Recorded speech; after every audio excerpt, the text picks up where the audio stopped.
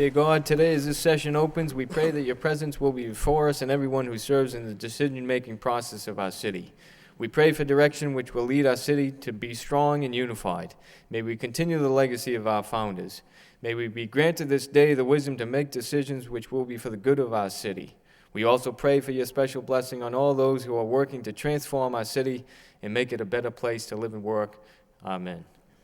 If you please recognize our nation's flag. I pledge allegiance to the flag of the United States of America and to the republic for which it stands, one nation, under God, indivisible, with liberty and justice for all. Clerk will please call the roll.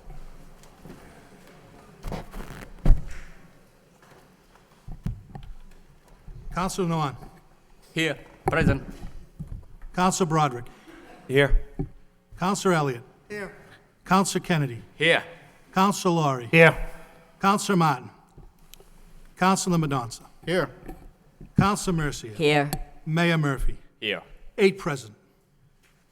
Thank you. At this time, I'd entertain a motion to suspend the rules by Councilor Mercier. Thank you, Mr. Mayor. This actually comes under your portion of the agenda, and I want to publicly thank your assistant, Greg Page, who allowed this to happen, because I'd like to first publicly thank all those members of the fire department who were stationed at the Lawrence Street Firehouse on that early morning of July 12th during the fire involving Engine 11. Through their quick thinking and fast action, they saved the station by towing the apparatus out of the building, thus saving the structure. Some might say, well, that was their job. I say they might have been burnt to death doing their job. Their training paid off, and lives were spared, and the building is still standing. I commend Larry Ledoux, who alerted the firefighters and led the charge to move the vehicle out into the street. I commend each firefighter for doing a job well done. Besides Mike Ledoux, they were Mike Frost, Walter Humphrey, Lieutenant Mike Silva, Jim Plunkett, and Chris Armstrong. This action reinforces my belief that we have a truly remarkable fire department, and they do care about our city. So I asked through the mayor's office, through the manager's office, if he could review it first and refer it to the mayor to see if we could present citations, and that is about to take place now. I would just be honored on behalf of our city manager, our Mayor Patrick Murphy, and my colleagues in government to present a citation to each of the firefighters. And thank you for suspending the rules to let us go first, because I think they have to go back to work. Let it be known to all that the City of Lowell and the Commonwealth of Massachusetts hereby recognizes Lieutenant Lawrence Ledoux for the leadership he displayed at Lowell's Lawrence Street Firehouse during the recent fire involving Engine 11. His quick reaction both to extinguish the flames inside the building and to help tow the apparatus out of the station prevented what could have been irreparable damage to the building and its contents. A grateful city extends its sincere appreciation for his action, given the 17th day of July 2012 by Patrick Murphy. But I just want to say that we have a citation for each of them, and I'm honored to present that to them. What makes this so remarkable is the very, the tools that they needed to put out this fire were actually on the vehicle itself, so that made it quite the more dangerous. So on behalf of our city, I'm just so grateful and very, very proud of some fine young men. Thank you very much.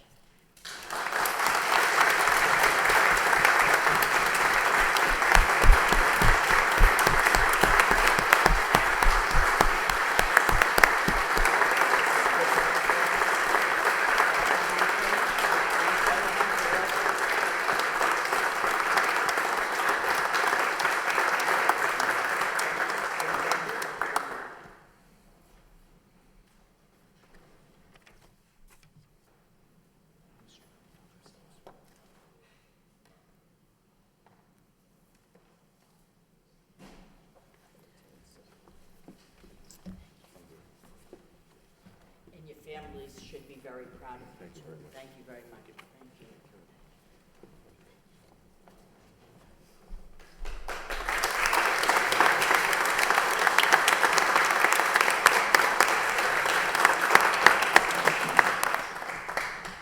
Thank you, Counselor, and thank you, of course, to the Fire Department. I'd recognize at this point Chief Pitta. Thank you, Mr. Mayor. I just want to thank the City Council for recognizing the efforts of these firefighters and awarding them with these citations. And also, on behalf of the Fire Department, I'd like to commend them for their outstanding work.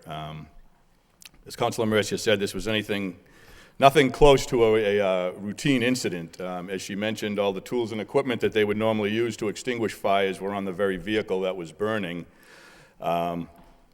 So I think the city was very fortunate that night on two counts. I think we're very fortunate that that station was manned, and more importantly, that it was manned with some very experienced fire officers and firefighters who used their resourcefulness and in a really different situation, did what had to be done. So again, I thank you for recognizing them. I'm very proud of them. The department is very proud of them. And congratulations to each of you. Thank you.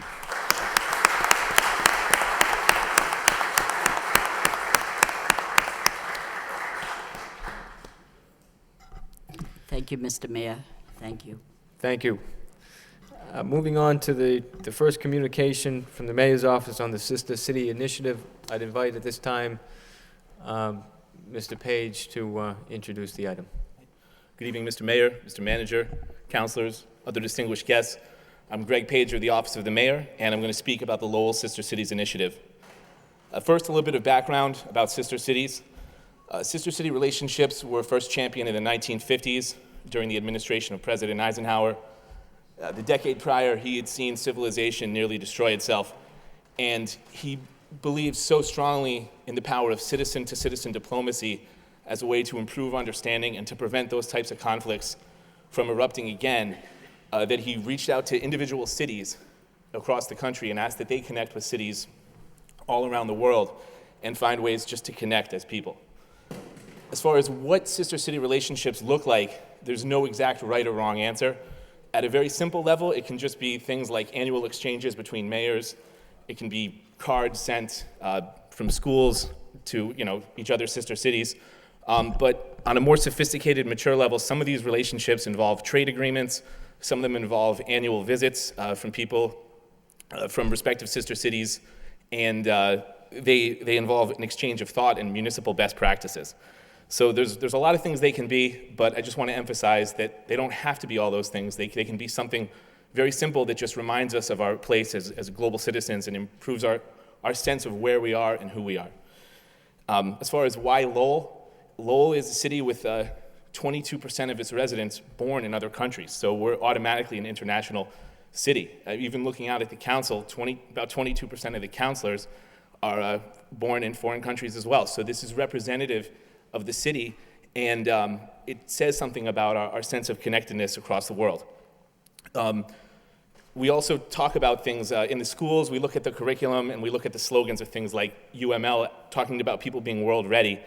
And by emphasizing sister city relationships and by teaching people about our sister cities and where they are in the world and some of the customs and practices in those places, we make our young people more world ready.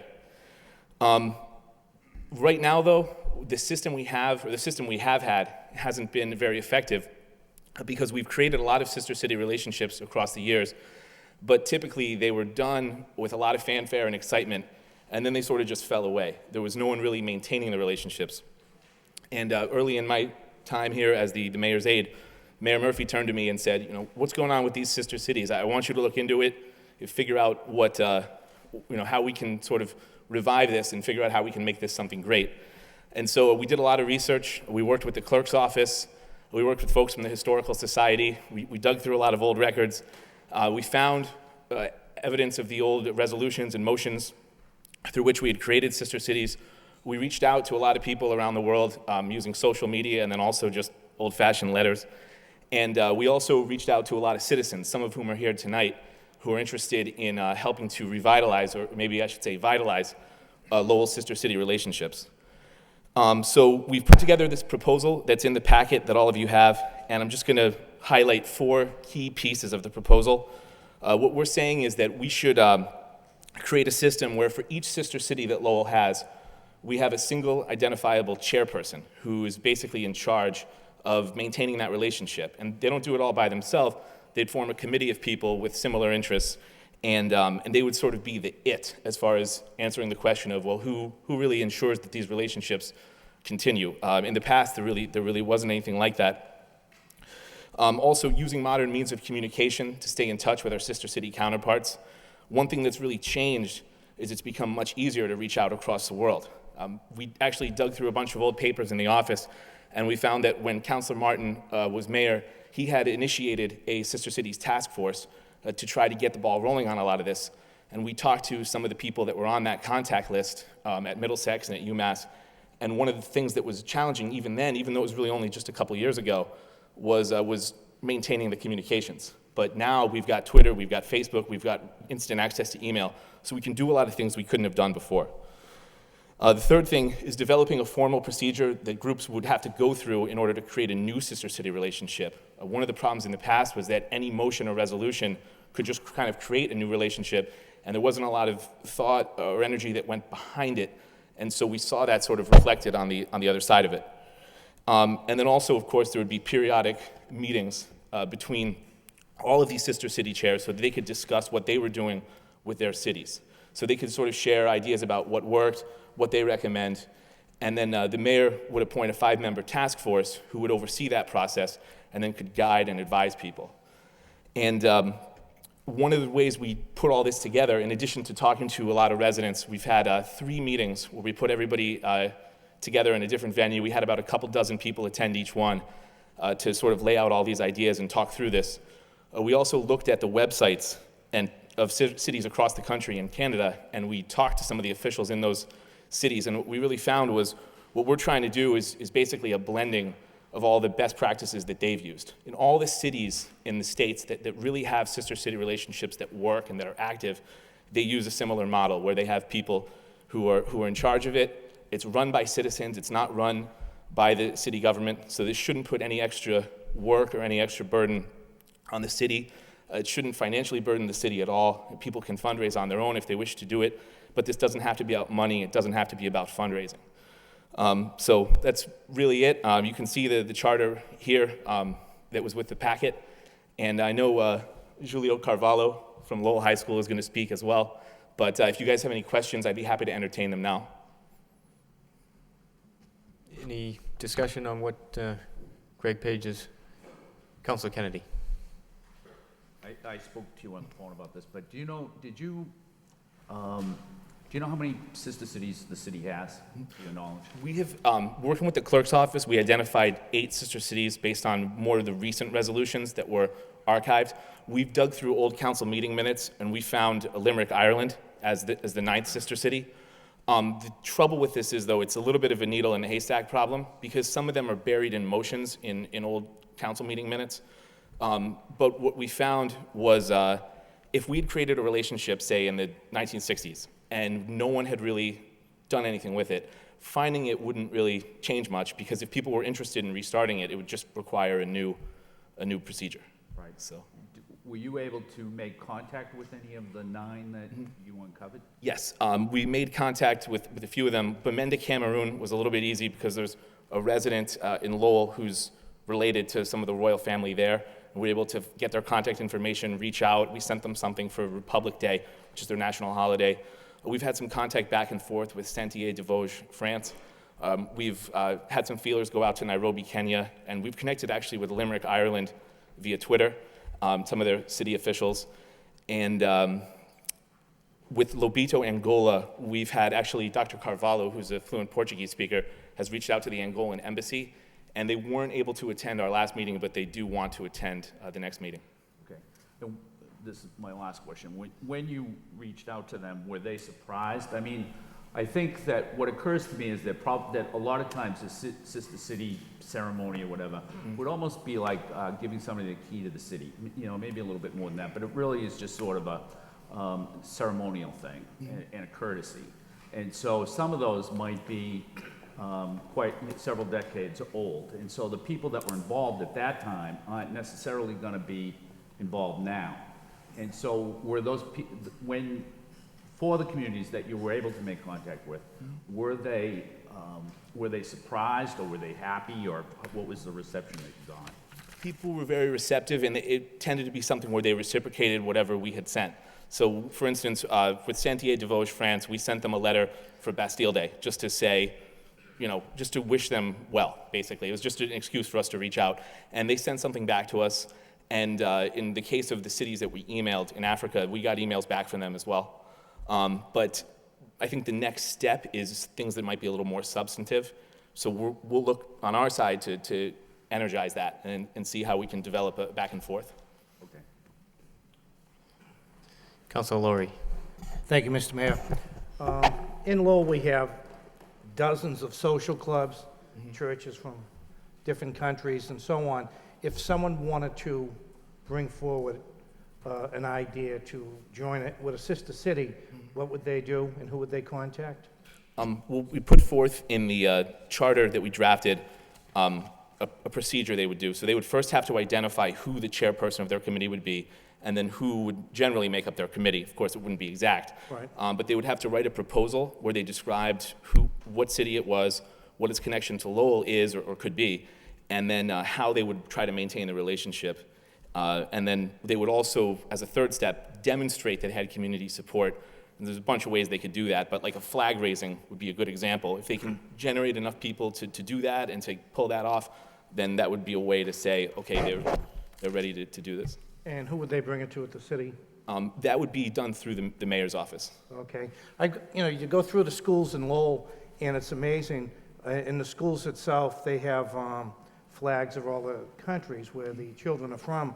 And you go to some schools, and there'll be probably over 20 flags or presentations from a different country. So I just want people to be aware who they contact and the procedure. Councilor, thanks for the question, because it brings up an important point that the mayor's office in this really would just be a focal point, Right. because obviously the mayor changes. The mayor's aide, as we know, changes. The mayor's, interns or whoever else might be in the office is constantly going to rotate. So we don't want to build this around personalities. We don't want to set something up that's just going to fail. So It's a starting point. yes, it's a starting point, and everything would come up. Everything would be bottom up. That's fine. Yeah, thank you. Thank you. Any more questions for Mr. Page? I'd ask then, excuse me. Thank you, Mr. Mayor. From time to time, we get calls from different constituents that have ideas. And I had a gentleman and his wife come to my house just the other day. He's very involved with the community, whether it be the folk festival or whatever this retired couple needs. If anybody needs help from the city, they're there to help. And he expressed to me a desire to have such an event, probably, I don't know if we could do it in September, but probably in the spring, on that same idea called I Am an American, whereby we have all the groups of ethnic diversity that we have at the flag raisings. There's about 19 groups, because when I was the mayor, I had Ethnic Unity Day, and we celebrated everybody's ethnicity, especially at the JFK Plaza, where we raised the flag of every nation with the flag of the United States. And he wanted to do such a thing and have a ethnic parade, an American parade, with representatives from each ethnic community, accompanied by a veteran, to show that this is the United States, but immigrants come here and show the unity and strength of everybody. And he's working on that, so there would be a time when I would need the help of this task force to see if his ideas can be brought forward. And having said that, I'm wondering if on the Friday before the folk festival, are we going to go to the JFK Plaza and raise the flag of all ethnic groups like we do every year, or is it too late to do that, because we did that every year, and we might have forgotten this year. I didn't Mr. hear Manager? anything I think about it. we, Counselor, I think we did that 2 years ago, 3 years ago. And I think last year, the last couple of years, I know one was at the auditorium because it rained, and that we had everyone parade in with That's their right, flags. that's right. And I think we replicated that last year, even outside at Right. Boarding House Park, Right. rather than out here, so Right. that, because there's more people over at Boarding House Park. And I think that was what was done last year, and I think that's the plan for this year, but we'll follow up and get that Okay, word out to the just council. let us know, that's fine. Thank you, great job, because, I mean, my father was born in Poland and came here at 7 years old, a year after his mother established the way for him. So I think that everybody's pride of their ethnic background and heritage is remarkable. So what you're doing is simply great. And so I say, continue on. It's a great idea and concept. Yes, thanks, Greg. Thank you, Counselor, and we'll reach out as far as connecting with the I Am an American event. Okay, thank you very much. Thank you. Councilor Noon? and then Thank you, Mayor. Councilor Brown. I want to thank Greg and the mayor office and all the people that involved the last 3 meetings. The last one, I believe you had it at the railroads. This is a great idea. Lowell is very diverse community, and for the council to embrace it, the idea of bring back the sister cities so that each ethnic community can then reach out to back to where they come from, and as much as they can to assist and to be part and to remind them of where they come from. I think it's a great idea, and I'm looking forward to work with, the task force that soon. I don't know when the mayor is going to adopt it, whether tonight or next meeting, but I'm looking forward to meeting with, to working with the task force as well as the those sister city, and to make sure that we have an active sister city, not one that adopted and then not implemented down the road. We need to have an active group, and with that, of course, the stuff that Councilor Murcia suggested to having flagged the folk festival and or a joint event with all this ethnic group will be a great idea. Thank you very much, Mayor. Thank you. Councilor Broderick? Yeah, thank you, Mr. Mayor. I think this is a great initiative. I want to thank Greg for that, but I just wanted to take a moment to thank you for your service.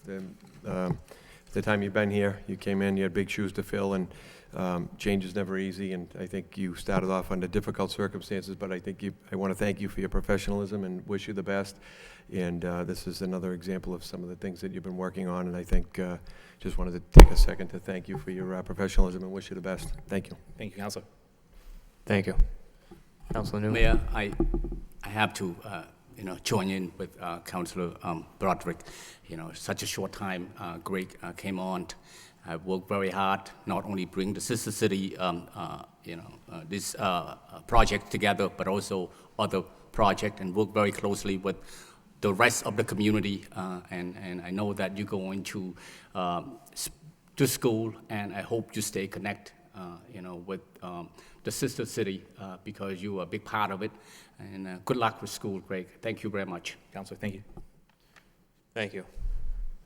At this time, I think I'd ask that Julio de Cavallo speak. Hi, I'm Julio de Carvalho. I'm a resident and employee of City of Lowell for the past 11 years. Last February, I took a group from Lowell High School to Cape Verde Island, West Africa. I was born there, 12 students and 7 adults. And we were invited to participate in their national parade of Carnival. We visited several municipalities, and each place we went, we left a flag from the United States and with a huge banner from Lowell. Basically, we took over the country, the media, all the national media were shown Lowell, Lowell, Lowell, Lowell. Everybody in that country knows about Lowell. And we have over 30 hours of video which could be eventually shared or archived for anything you think we might need. Also, Cape Verdean people ask me, well, it seems to me you guys are representing Lowell very well here. Now, what can you do to represent Cape Verde in Lowell? To my surprise, I work at Lowell High School. For the first time ever, during the last commencement, I saw a Cape Verdean flag. And I took a photo and I emailed that right automatically to all my contacts, including the president of the country. Told him, look, our flag in Lowell right now. Everybody was proud of that. Then, when I was told about this initiative, I really, like Councilor just said, I really am not into this key thing and ceremonial. That is not for me, because I'm too busy. In addition to high school, I have 50 other things. But my kids were born here in Lowell, and I really wanted something meaningful. When I heard through the office of mayor that you really want to do something meaningful, make us responsible to do it. We're going to identify what needs to be done at no cost to the city or to our respective countries, and something that's going to fall within the characteristics and value of the United States and city of Lowell. I got engaged. We have met several times in various places. We have exchanged ideas, and I can tell you, to me, also as a professor of diversity, I think that's a right track to go, because Lowell is actually not only we are celebrating when we are giving each one of us the opportunity to bring forward a proposal that's going to be meaningful to Lowell and then to our respective countries, because again, I was the ambassador of Lowell in Cape Verde with my 19 people. We went there. We won also Cape Verde to be represented here in Lowell. As an example, because I run the Lowell High School Summer School, we invited Ruben Sanka, the Cape Verdean athlete who just qualified for the Olympics. He left yesterday. We invite Mr. Mayor also. He was there at Lowell High School Summer School to speak with the kids, and everybody knows about Cape Verde.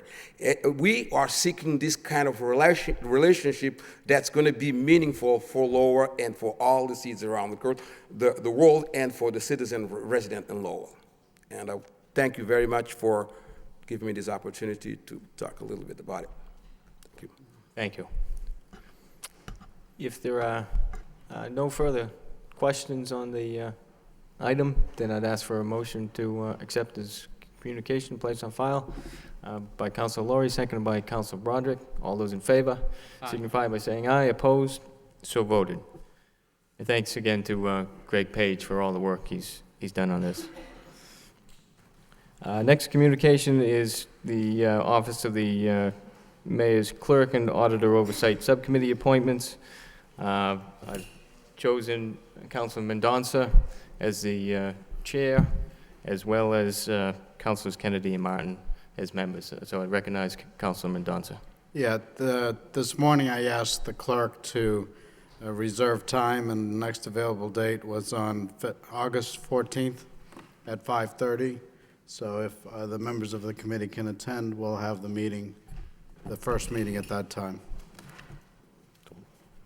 Don't think I'll be here. Okay.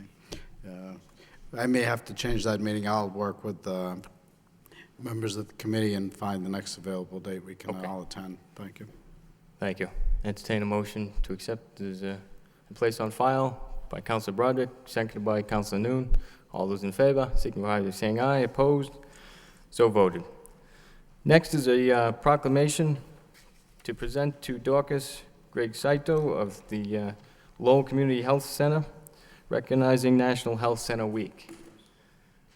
On behalf of the City Council, I'd like to offer this proclamation. Whereas from August 5th through the 11th, our nation will celebrate the 2012 National Health Center Week. This year's theme being Celebrating America's Health Centers Powering Healthier Communities, which highlights the important role community health centers play in providing affordable, high-quality, and cost-effective health care to all people, regardless of their ability to pay for services. And whereas since 1970, Lowell Community Health Center has offered high-quality, culturally competent health care for all Lowell residents. As a result, the health center served over 40,000 individuals last year, or more than 1 in every 3 Lowell residents. And whereas Lowell Community Health Center will open a new state-of-the-art healthcare facility on Jackson Street this December, where there will be enough room and enough providers to serve nearly half of all Lowell residents. Now, therefore, I, Patrick O. Murphy, Mayor, do hereby proclaim the week of August 5th through the 11th, 2012, as National Health Center Week in Lowell, and urge all citizens to recognize and celebrate this important contribution that the Lowell Community Health Center makes to our community's health and well-being. Thank you very much.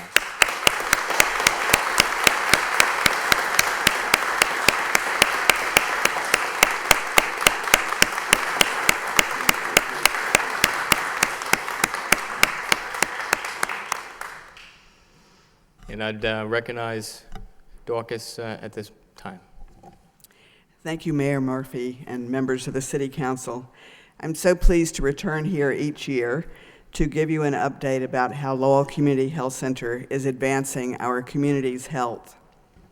In early August, as the mayor's proclamation says, our nation will be enjoying a week-long celebration honoring America's health centers with the theme of powering healthier communities.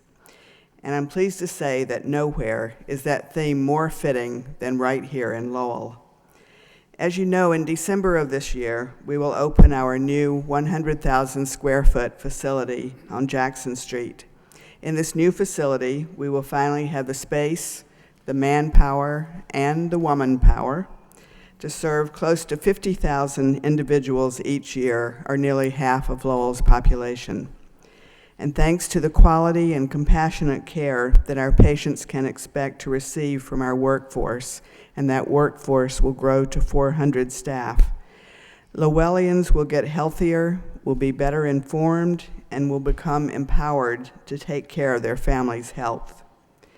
Our new home in one of Lowell's oldest mills will power a healthier community in Lowell. As city leaders, I know that you understand the impact that this new 6-story health center will have on our community. We'll have all of our healthcare services conveniently located under one roof, a total of 73 exam rooms, which allows us to hire another 10 to 12 medical providers, a pharmacy that will offer low-cost prescriptions, a same-day walk-in center that will reduce the inappropriate and expensive use of our local emergency rooms, and a new burst of economic activity in the Jam area. The fact that we are nearing completion of our long-awaiting facility on Jackson Street is an inspiring example of our federal stimulus dollars at work, but it also represents the generous support of the many individuals, families, and local businesses who have contributed to our Caring for Lowell capital campaign. This is the first time in our 42-year history that the health center has asked for support, and I'm so proud to report that the community has really rallied. Over the last year and a half, we've raised an astonishing $3.5 million, and we're now racing to raise an additional $1.5 million to our goal. We want to seize the opportunity right now so that when we open our doors this December, we can devote our funds to quality patient care rather than paying down debt.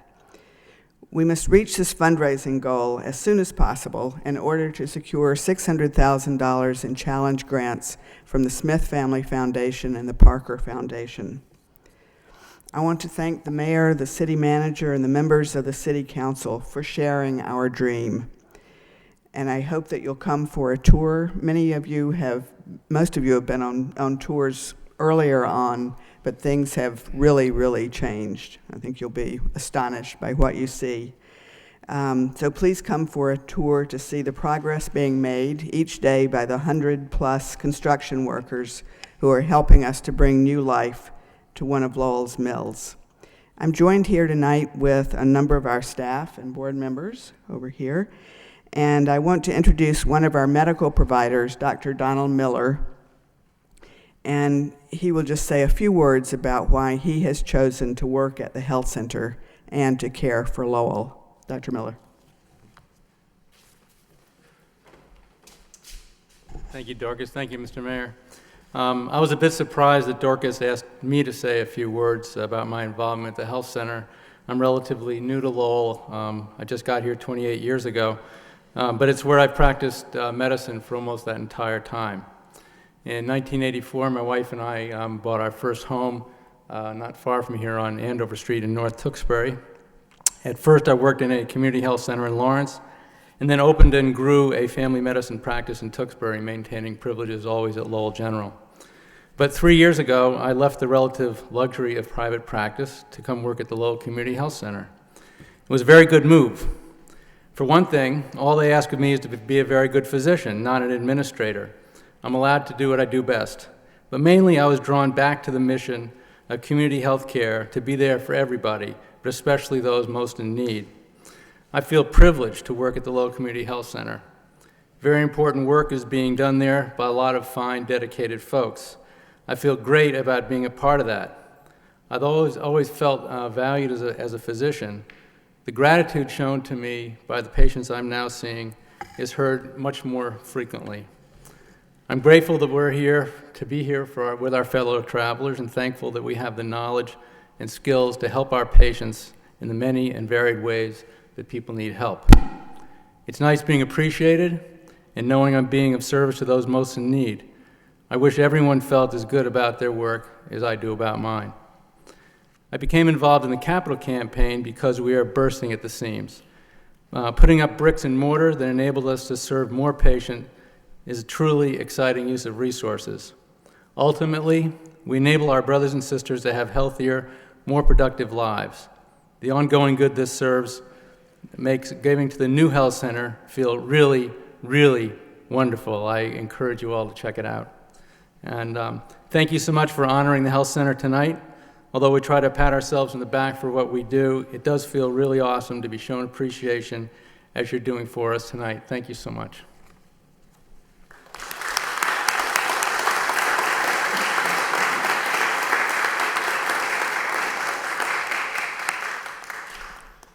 Thank you again. Under the city clerk's portion of the agenda, we have minutes of the city council meeting.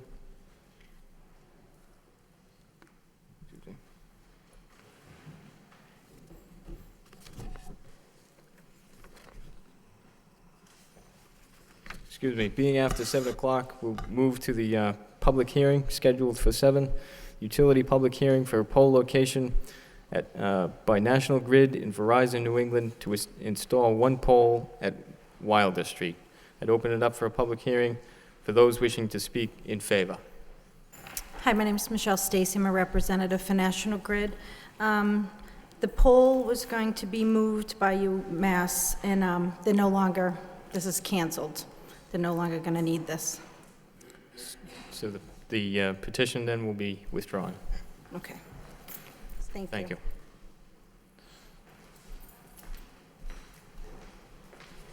Moving back then to the city clerk's portion of the agenda, we have minutes of the city council meeting July 10th for acceptance.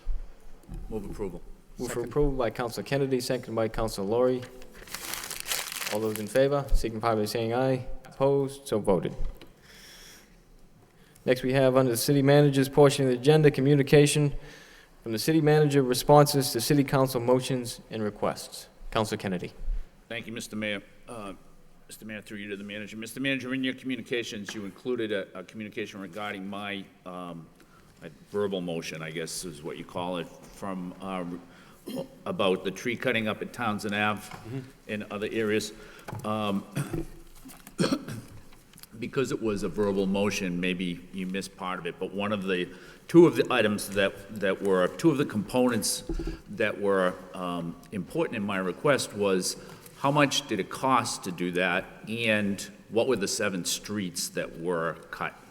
So I'm not expecting that you would be prepared to answer that now, but could we get that answered quickly? I can answer the overtime cost. That was about $1,500 for that day, for the 8-hour shift. The 7 streets. Henry, do you happen to know that? There were the 3 in that area: Lexington, Malden, and Townsend. By way of sort of context, during the month of June, as I think everyone knows, during the spring and summer, we get quite a bit of growth that goes over into the roads. We get quite a bit of requests for trimming. Mr. Marchand explained all that. I understand all that part of it. It's just that it was done on the final day of the fiscal year. It was done on a Saturday. It was time and a half. And so my interest was, how much did it all cost to do that? and what were the 7 streets? Because I was up there maybe a day or two later, and I was on Malden Street, and I didn't see any cutting there or evidence that anything had been cut there. So, and I guess I'm wondering why, if you have the notes, then how come it wasn't in the written communication? Well, obviously, I don't have all the notes. I just remember, we thought of it afterwards, that there was, and there may have been a communication with Mr. Marchand after you spoke, that after the report was done, but after you spoke, Okay. that I have that. I'll be satisfied to get a written communication at some point on, just on those Get 2 that. things. How much did it all cost, and how many people were involved? Sure. And what were the 7 streets where the cutting took place? We'll get that for you. Thanks. Any further discussion under Councilman Mendoza?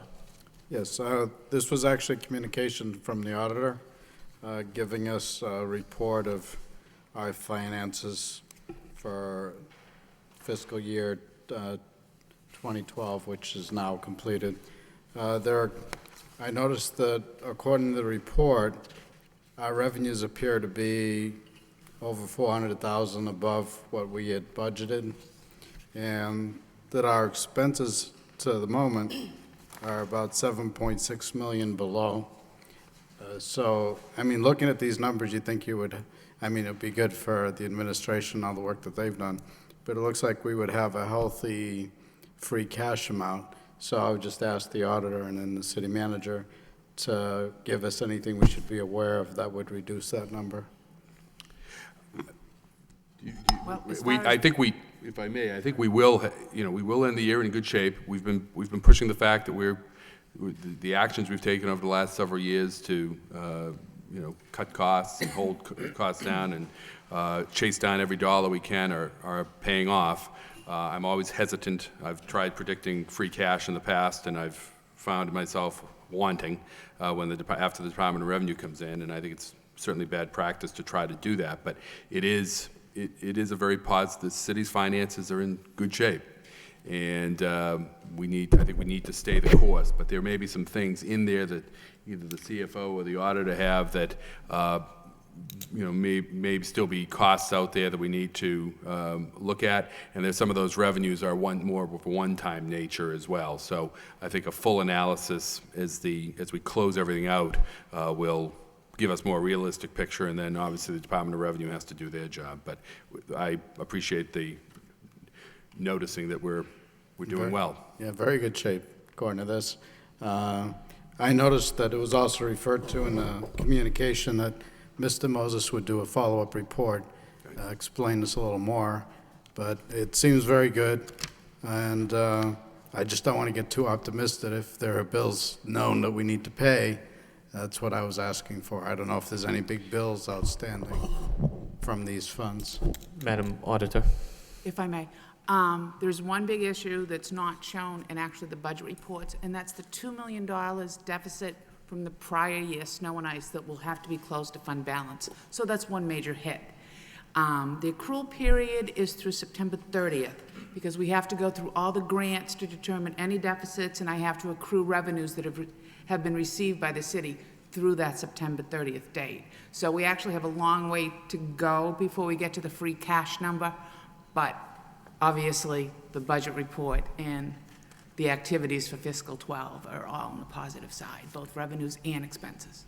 So you haven't entered in last year's snow and ice deficit? It's a balance sheet item that actually gets closed after I close the books, and that will be occurring over this weekend. I'll be physically closing the books over the weekend. Now, the grant side of it, you might understand that'll actually be revenue, not expenses, or both?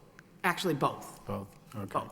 But any deficit, because grants, a lot of grants are actually receivables that we actually request reimbursements for. So at the end of the fiscal year, for example, Chapter 90 is in deficit by almost $400,000. Well, that's reimbursement requests that haven't been received yet.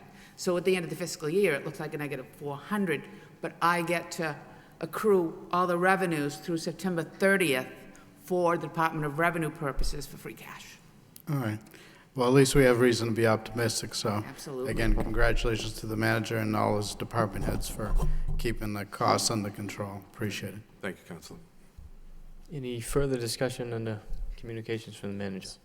Councilor Mercia. Thank you, Mr. Mayor. I want to thank you for putting together that letter to the Speaker of the House, Robert DeLeo, on behalf of UTEC. I don't know if it would help because they may not bring it back out from the bill of the third reading onto the House floor for a vote, but at least we tried everything that we could. I asked that you do that, and you did. I wanted to publicly thank you. I have another comment about Amoresco and something that's going to happen, but I might reserve that for Councilor Elliott's portion of his motion, because I think that's good news, but we'll talk about that. I don't want to jump over his head, but that's okay. Thank you. Okay. Any further discussion on the communications? Councilor Elliott. Thank you, Mr. Mayor. Mr. Manager, we received a report. Thank you for the report on the parking department. I just had a couple of questions regarding the report and Mr. Hebert's report as well. You did indicate in your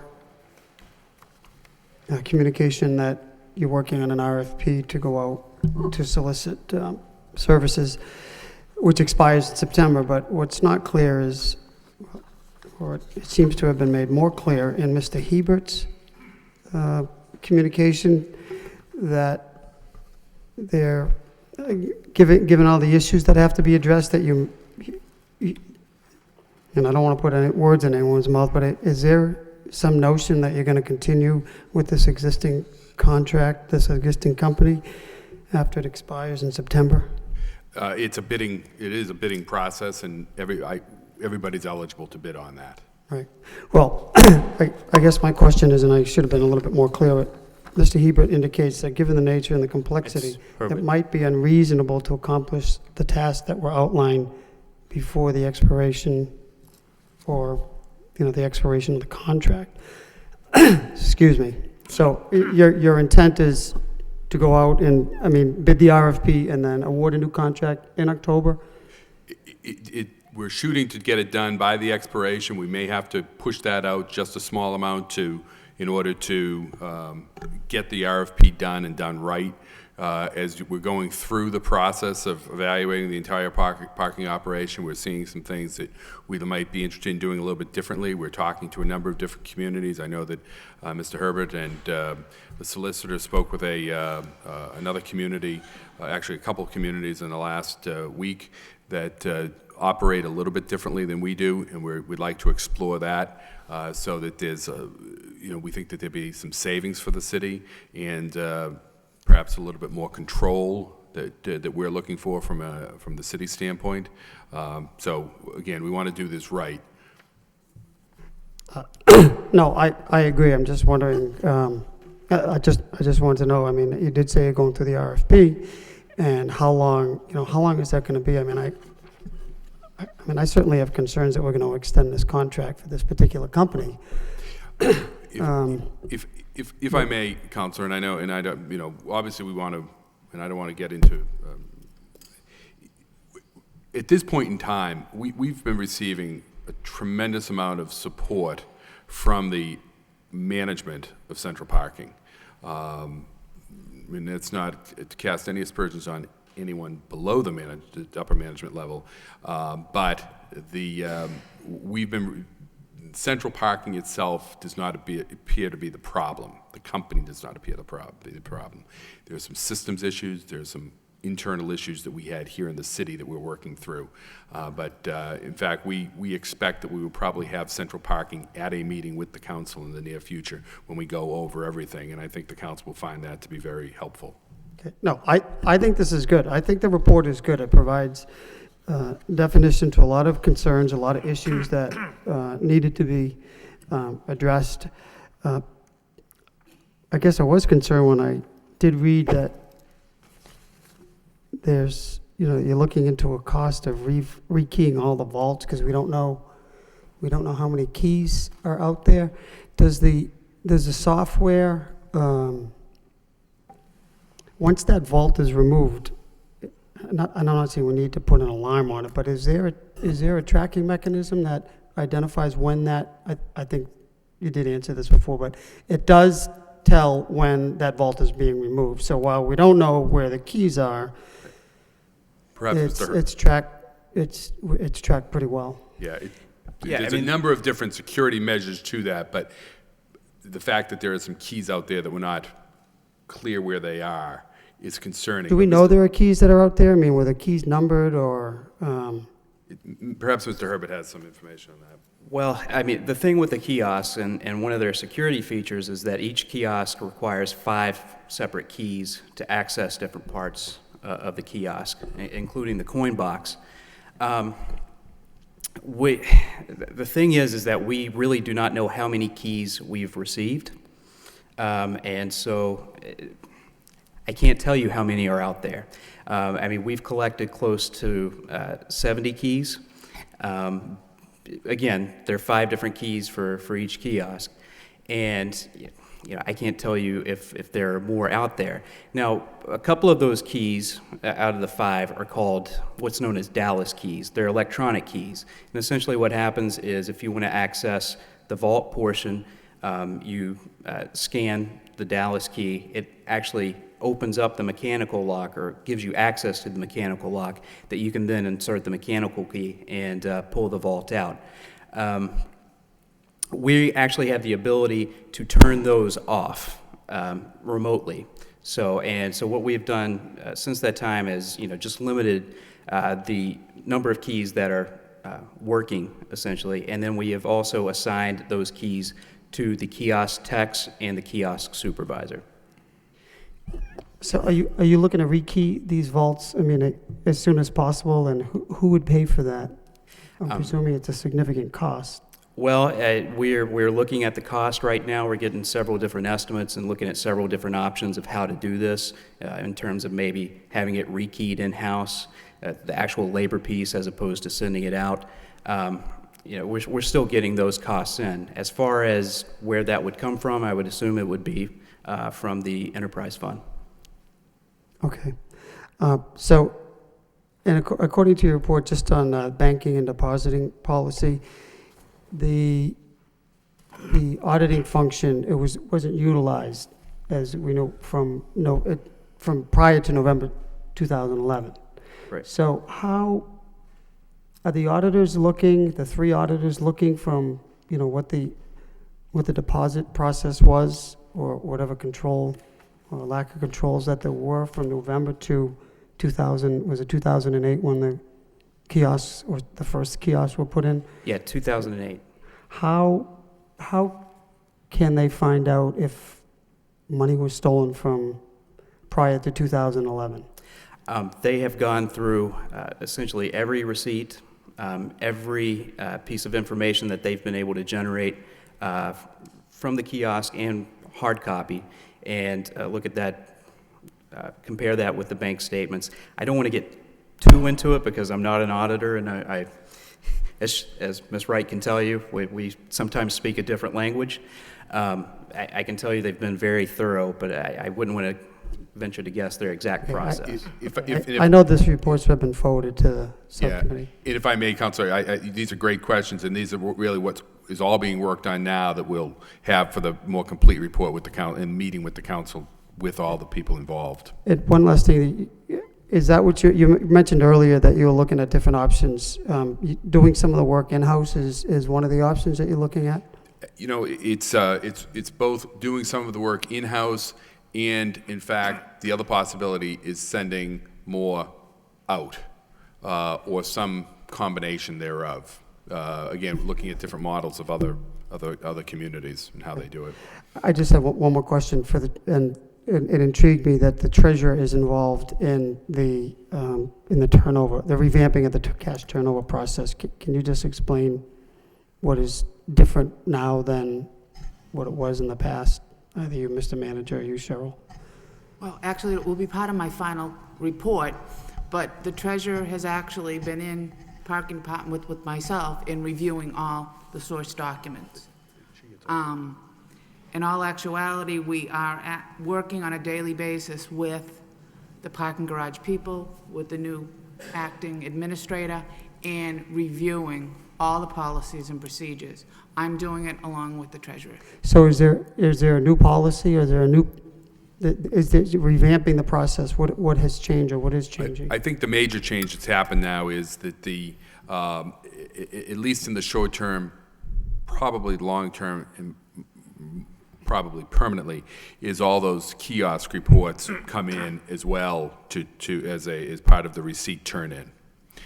It would be something that you would expect that could be handled internally within the department, but it's a good check on what's coming in and to balance out and reconcile with the accounts. So the treasurer has asked for that to be We submitted. agree on something. And I know the treasurer I am probably... sure we agree on much more. I'm sure we do, but I know she had some concerns, but I think that is the final check and balance on, on the parking department and central parking, and that's good. I'm glad to hear that. I think that's a very good thing, and I know it's more work, but I think it'll prevent this from happening, or certainly reduce the risk significantly. Okay, thank you.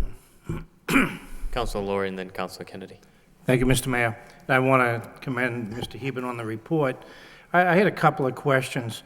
We're looking into expanding the kiosk use throughout the city, and I'd like to get the cost of that and where the money's going to come from as we expand the kiosk system. The other report I'd like to see is the parking garages. We're talking about maybe separating them in the contract, and that's down the road. But I'd like to get a report on what condition the garages are in and what the cost would be to maintain them. I don't know if it's been done, if it's done yearly, but I'd like to see the cost of what shape the garage is in and what the cost is to maintain them and bring them up to date. And finally, we'll be going to contract shortly. And I know companies can hire who they want, but if we could, and I don't know if we can, put in a provision to protect the employees who are there at central parking. There's a lot of good employees there. You see them at the garages, you see them downtown. And I know a lot of times when municipal contract shifts, the employees go with it. But many of these people live in the city, and I'd like to see them really have a shot at the jobs and to maintain their current employment. Thank you. Councilor Kennedy. Thanks, Mr. Mayor. On the keys, and I didn't realize this, but it makes it sound, I just have to ask this question now. You said that each kiosk had its own key? I mean, it sounds like a lot of keys. And It is a lot of keys. It seems like it was a pretty complicated system, and so but it can't be as complicated as, could you just explain that, exactly how that worked? Okay. So essentially, maybe it would be easier for me to get you a copy of the policy that we've written, but I'll try to explain it as best I can and as simple as I can.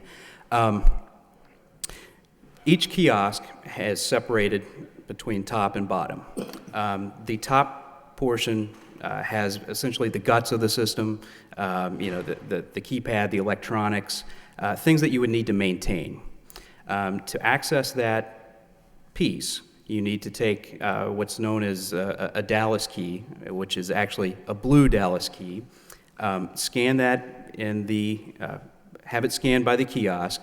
What that does is actually reveal a keyhole for another key, which you have to put in, and you can open up the cabinet at that point. Okay, so does every single kiosk use a different Dallas key? You need a different key for every single one of them? No. All right. So you use the same key to access the inner lock? Yes. Okay, and then the inner lock, does each one of those have a separate key? No.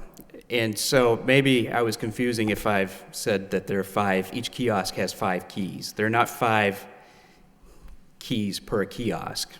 5 distinct keys per a distinct kiosk.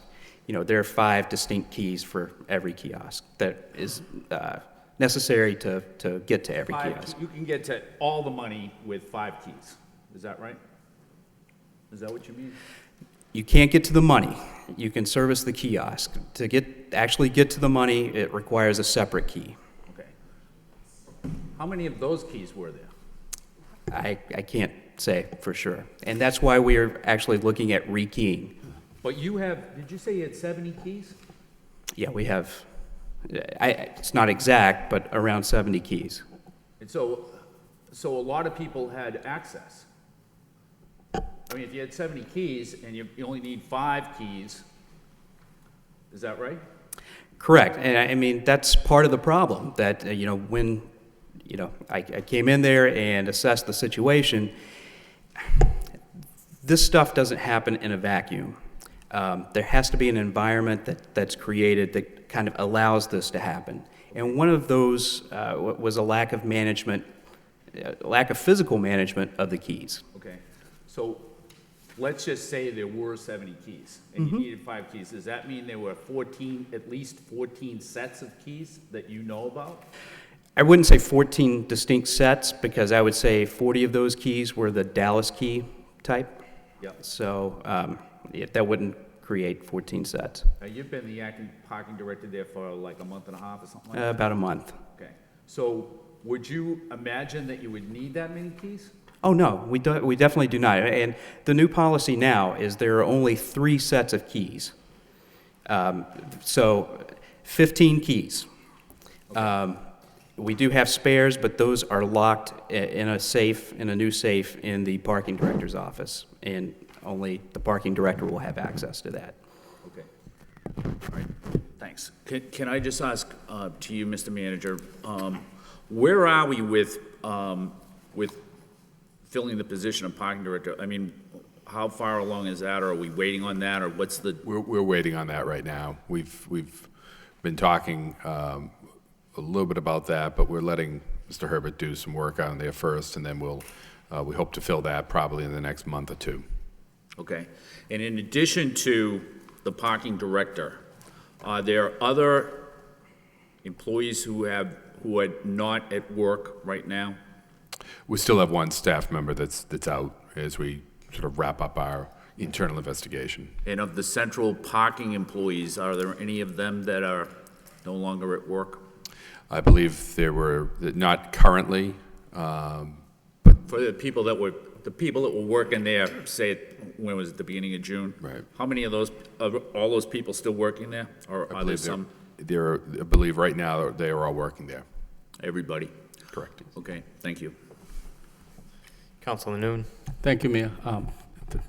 Mr. Manager, to Mr. Hebert, you said that we have 70 key, is that correct? Approximately 70 keys. And now, the policy now is 3 set of 5 key, which is 15. What happened to the rest of the key?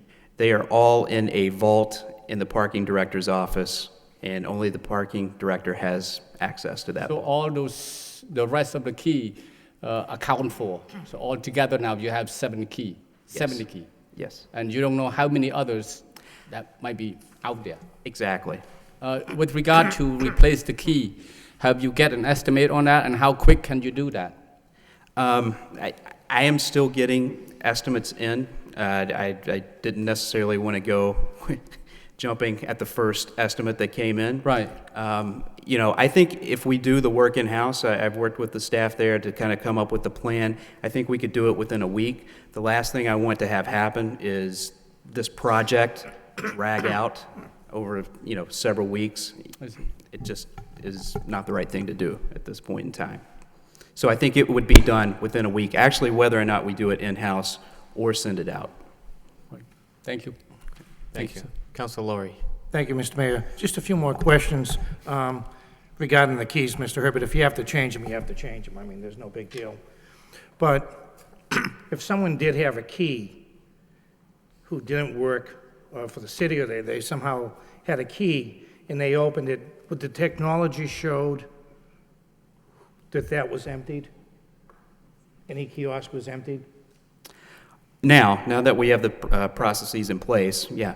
Yeah, so if someone was going around the city emptying kiosk, we would know.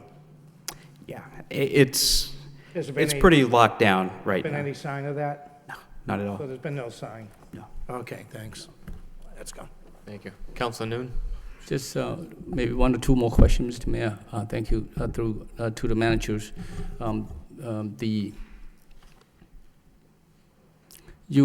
in your report, you indicated that we recouped the full amount of that was stolen from the city, right? That's correct. What happened to the criminal investigation? Has a charge been filed against the individual yet? Not at this time. How soon? I mean, how soon can we expect this? Because the investigation been gone on for what, 3-4 weeks already? That's a question really for the police department, not for me to answer. The auditing report by the 3 auditors. One is the auditor here, and the other by the independent auditors, as well as the Central Park. When is that going to complete? We hope to have all those wrapped up in the next couple of weeks, and hope to have a report to the council on the 14th. So hopefully that should be by the next subcommittee on the clerk oversight subcommittee meeting. I was thinking the entire council, but we can do whatever the council prefers. It would seem there would be more of a council issue than the oversight committee. Thank you, Mr. Manager. Thank you, ma'am. Thank you. Any further discussion on this item? Entertain a motion to accept the communications and place on file by Councilor Broderick, second by Councilor Lowry. Councilor Mercier? I have that look on my face, don't I? Yes. I'd like to, before you get into the next portion, the next item on the city manager's portion of the agenda, and since we're off of this particular issue, I'd like to suspend the rules and allow for an item to come in out of order, and that is because we have quite a large number of people here, and I know they're not falling asleep yet, and they probably enjoy being here listening to all this, knowing how we earn our money that they pay for, but perhaps they wouldn't want to sit here all night and we could take it out of order so that they could go home and run home and watch it on TV instead of being here, whatever, if we could allow that. Motion to suspend the rules by Councilor Mercier, seconded by Councilor Mendonça. All those in favor? Councilor Kennedy? We're suspending the rules. I'm fine with that, but I did have one other item to speak about under the communications for the city manager, which as long as I can do that afterwards, that's fine. Okay. Well, he could do that first. I don't mind. I thought we were done with that. It's just, one of the items that we got was a memo from you regarding the municipal lien auction, and that you anticipate that it's going to be on Thursday, August 23rd, and that it involves 165 properties. Would we be able to get a list of those properties? Yes. Okay. When do you think we can get that? I'll have to talk to the law department. They're pulling all that together, but hopefully within the next few days. Okay. Let me get back to you, council, on that, the council on that. And Okay. see Because, what I mean, you'll be posting it on the site anyways at some Exactly. point, right? Yeah, okay. That's all. Okay. So the motion was already on the floor. All those in favor signify by saying aye. Opposed? So voted. Motion to suspend the rules by Councilor Mercier, seconded by Councilor Mendonça. All those in favor signify by saying aye. Opposed? So voted. This is the one for miscellaneous under general petition, Daily Realty Trust. David Daly, trustee, request for zoning change 219 Westview Road. It's under petitions, miscellaneous, Daily Realty Trust. Mr. David T. Daly, trustee, request for zoning change at 219 Westview Road. Does anyone wish, we have a registered speaker on this. Mr. John Lynch.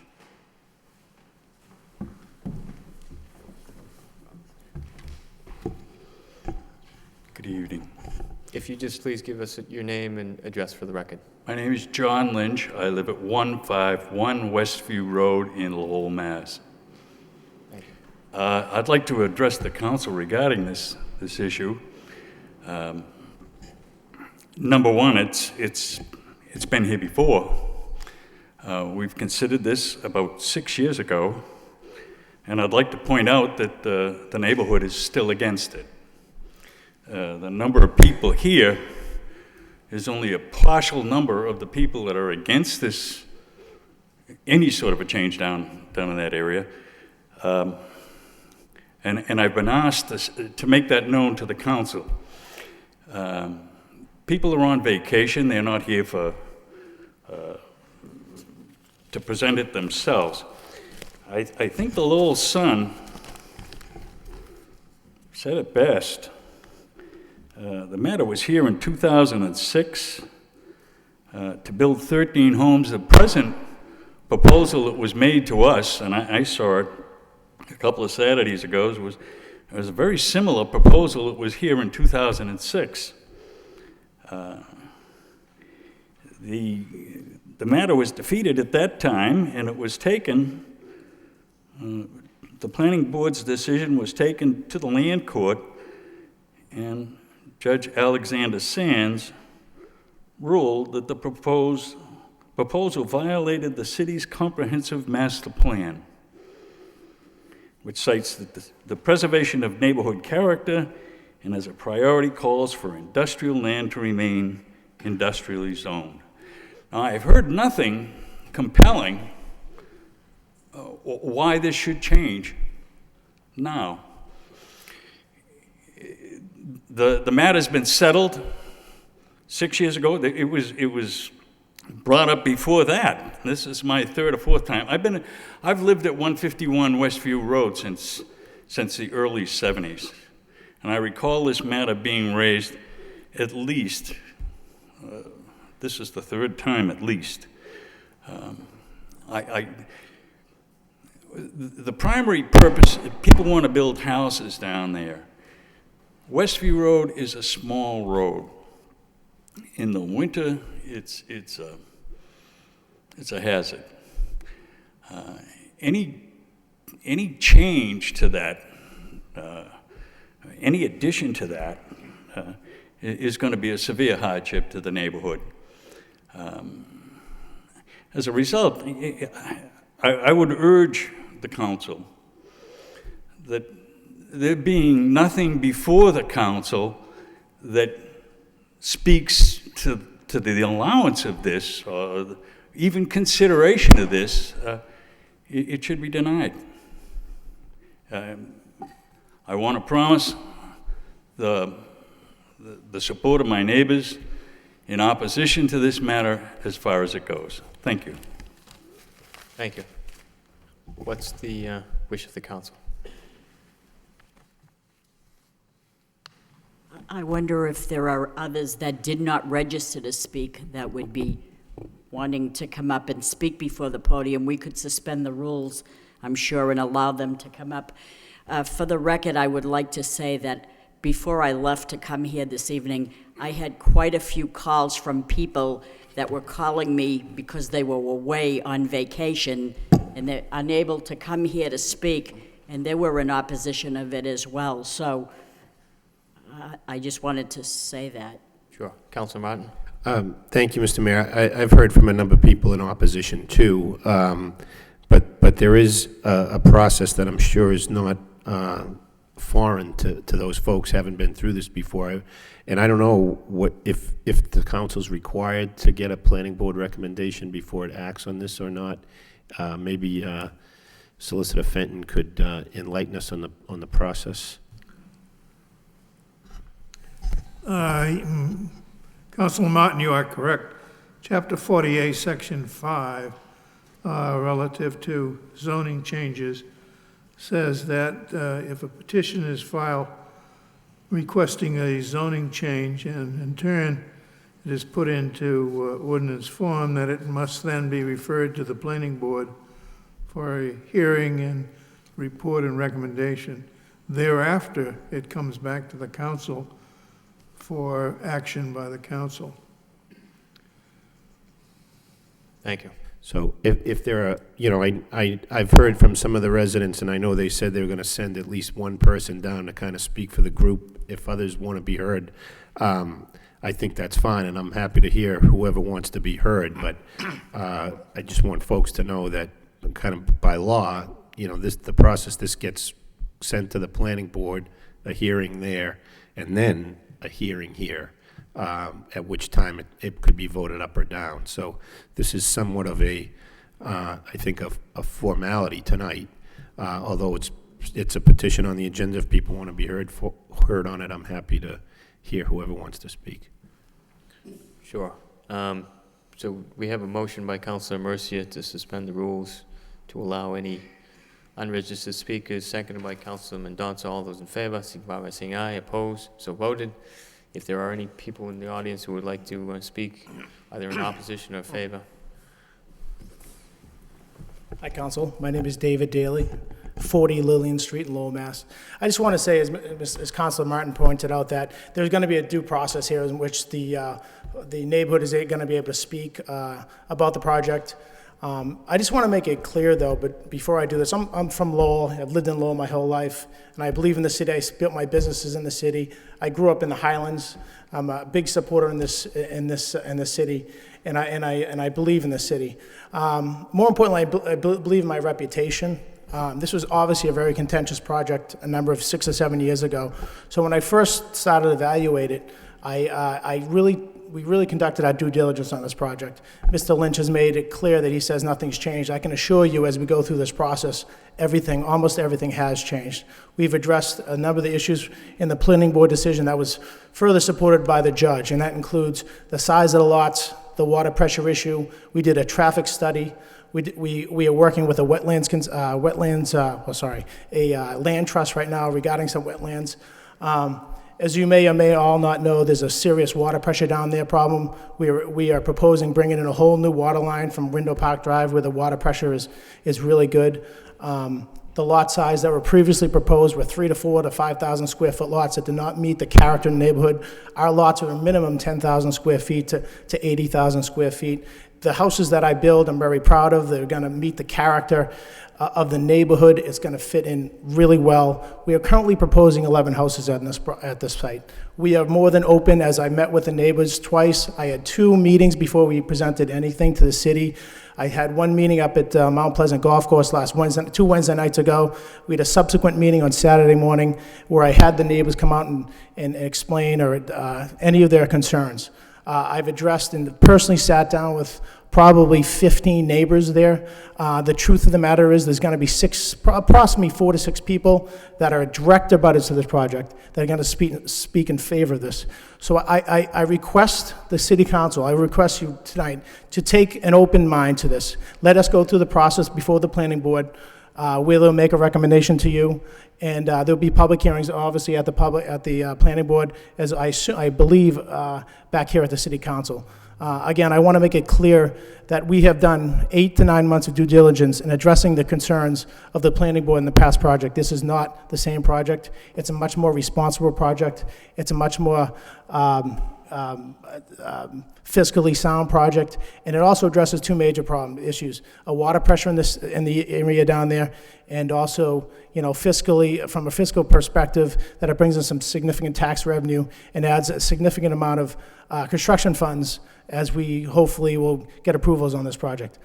We have this as I explained to other neighbors last Wednesday and Saturday, I am open to listen to any of their concerns, and I look forward to doing that as we proceed through the meetings here. That's all. Thank you. Thank you. I'm a little old housewife, and I'm not accustomed to speaking. Lucy Patullo, 62 Westview Road. Oh, thank you. Lucy Patullo, 62 Westview Road. Mr. Daly presented a beautiful rendition last week. Beautiful, beautiful homes, beautiful homes. The entrance to these homes is between 2 houses. It's right now it's a tarred little section. When these cars go through there, it's going to be practically touching the house's kitchen. And if I'm not mistaken, a while ago, the city of Lowell complained there is no industrial land, right? There's a piece of industrial land back there. Why would you transfer industrial land to residential? This gentleman is going to build 12 houses. Once it's residential, there's going to be another 30 or 40 houses back there. If the Mount Pleasant's very happy with all this going on, fine. Let them take a portion of their land. I don't understand the golf terms, but on the first, what do you call the first? First tee, all right? They could give you a parcel of land, sell it to Mr. Daly, and they could go straight up that way without interfering on our street. but just please come and see the entrance of where they want to go in, between two houses. It's ridiculous. That's all I have to say. Thank you. Thank you.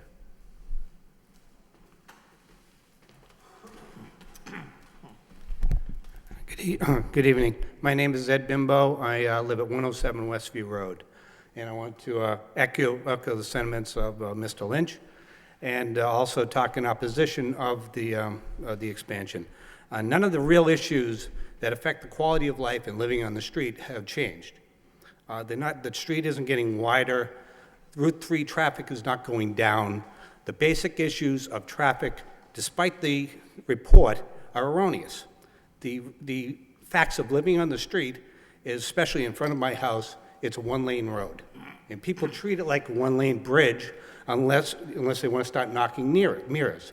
It gets progressively worse over the winter. So as you increase more and more traffic, you're going to have more and more encounters of people stopping, waiting. I have to wait now to get into my driveway. When you toss in guests, you talk in service people, delivery people, it's going to get progressively worse. Over the next 2 years, if they're bringing semis up and down the street, it's really going to be bad.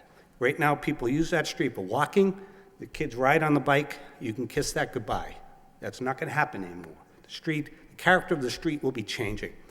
The last time the development was done at the end of the street, there used to be a forest. 25% of the trees are gone. Audible noise on the street and the whole neighborhood has increased. Now they're going to take about 50% more of the forest down, and we're going to have nothing to stop the noise from Route 3 from coming straight up the street.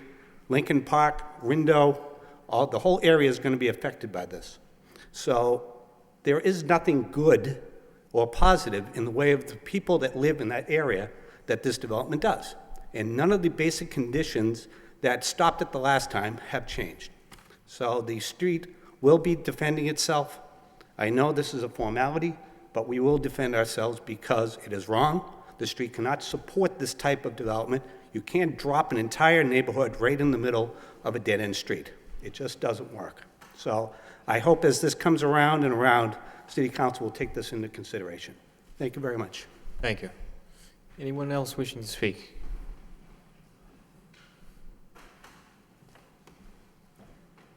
I'm Martha Lynch, Westview Road. I promise you I'll be very brief. I just want to reiterate what the issue is. It's changing industrial to residential, and that is our concern. It's the access. His homes are beautiful. His plan is wonderful, but it's the access road. And I think as you drive down the street, my other concern is this. The access is supposed to be 219. That's vague to me. That's kind of sitting between two houses. I really do not know where the road is. But once that road goes in, once we lose the industrial and it becomes residential, my concern is after these 12 houses, what's going behind it? It's wetlands. We've been reassured nothing is going. We were promised that before, and something went there. So I would like you just to consider the issue of the change. Thank you. Thank you. Anyone else wishing to speak on the matter?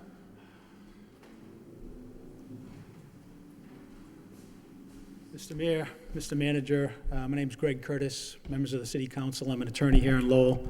I'm here on behalf of Daily Realty Trust. Again, I think we're a little bit premature looking at what Mr. Martin, Attorney Martin said, and also what Councilor Fenton indicated, that the process is that this will hopefully go to the planning board. At that point, there'll be open discussion for everyone to voice their opinion, positive or negative, and then it will come back here for a recommendation. So as much as I would like to sit here and debate for a half an hour, all the points of my client, I think it's best that that's handled through the planning board, and I think that's the way Chapter 40, Section 5 indicates the process works. So I just want to say at this point, we're happy to hopefully have the council forward this to planning board for review. Thank you. Thank you. Anyone else wishing to speak on the petition? At this point then, I'd entertain a motion to refer it to the planning department for a report and recommendation by Councilor Laurie, seconded by Councilor Mercier. All those in favor? Mr. Mayor, Excuse me. There's just one point, and that is that before it can be referred to the planning board, it has to be put in proper form. I have not seen that, and therefore, I think perhaps a motion to refer it to the planning board at this time would be premature. Entertain then a motion to refer to the law department. Right, so moved. So moved by Council Mercia, second by Council Laurie. All those in favor? Excuse me. That's fine, and we can speak with Clerk Geary about any particulars that we need to provide. We sent in the letter with the application requesting what we were looking for at the time, and whatever else we need to do, we'll work with City Clerk to amend that. Sure, thank you. So motion by Councilor Mercia, seconded by Councilor Laurie. All those in favor signify by saying aye. Opposed? So voted. Mayor, Councilor Noon. if I may, on these matters, I know that the residents of Westview, most of them are here. I just want to maybe note for the record, maybe have them show a hand as to how many people is here tonight in opposition of this project.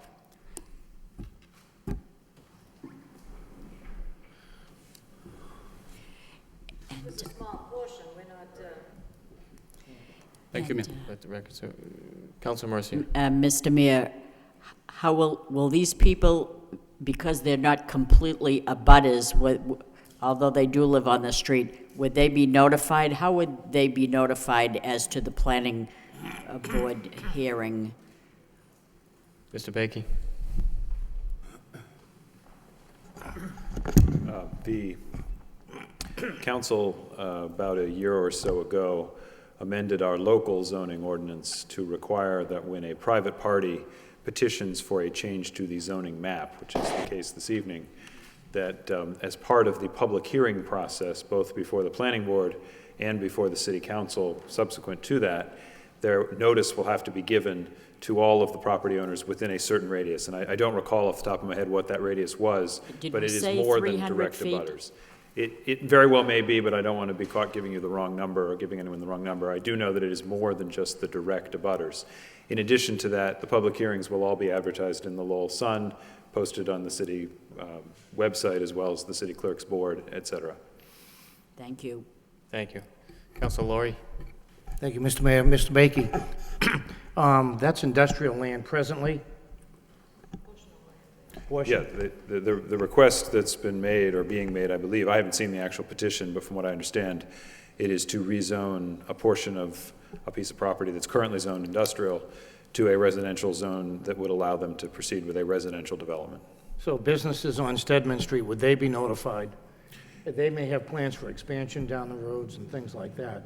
Again, if it's all property owners who are within the radius, and again, I apologize that I don't recall what the actual distance is, but whether they're commercial property owners, industrial property owners, or residential, they would all be notified equally if they're within that area. I guess my concern is if they didn't own the property on Stedman Street and they were renters, would they be notified? Well, again, it would be the property owners who would be notified, not tenants, unless the owner chooses to notify them. Although it will also be publicly advertised in the Lowell Sun and in other forms as well. Okay, thank you. Thank you. Moving on to the back to the city manager's portion of the agenda.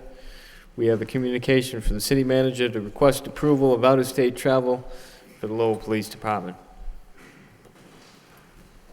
Entertain motion by Councilor Mendonça for approval, second by Councilor Mercia. Roll call, please.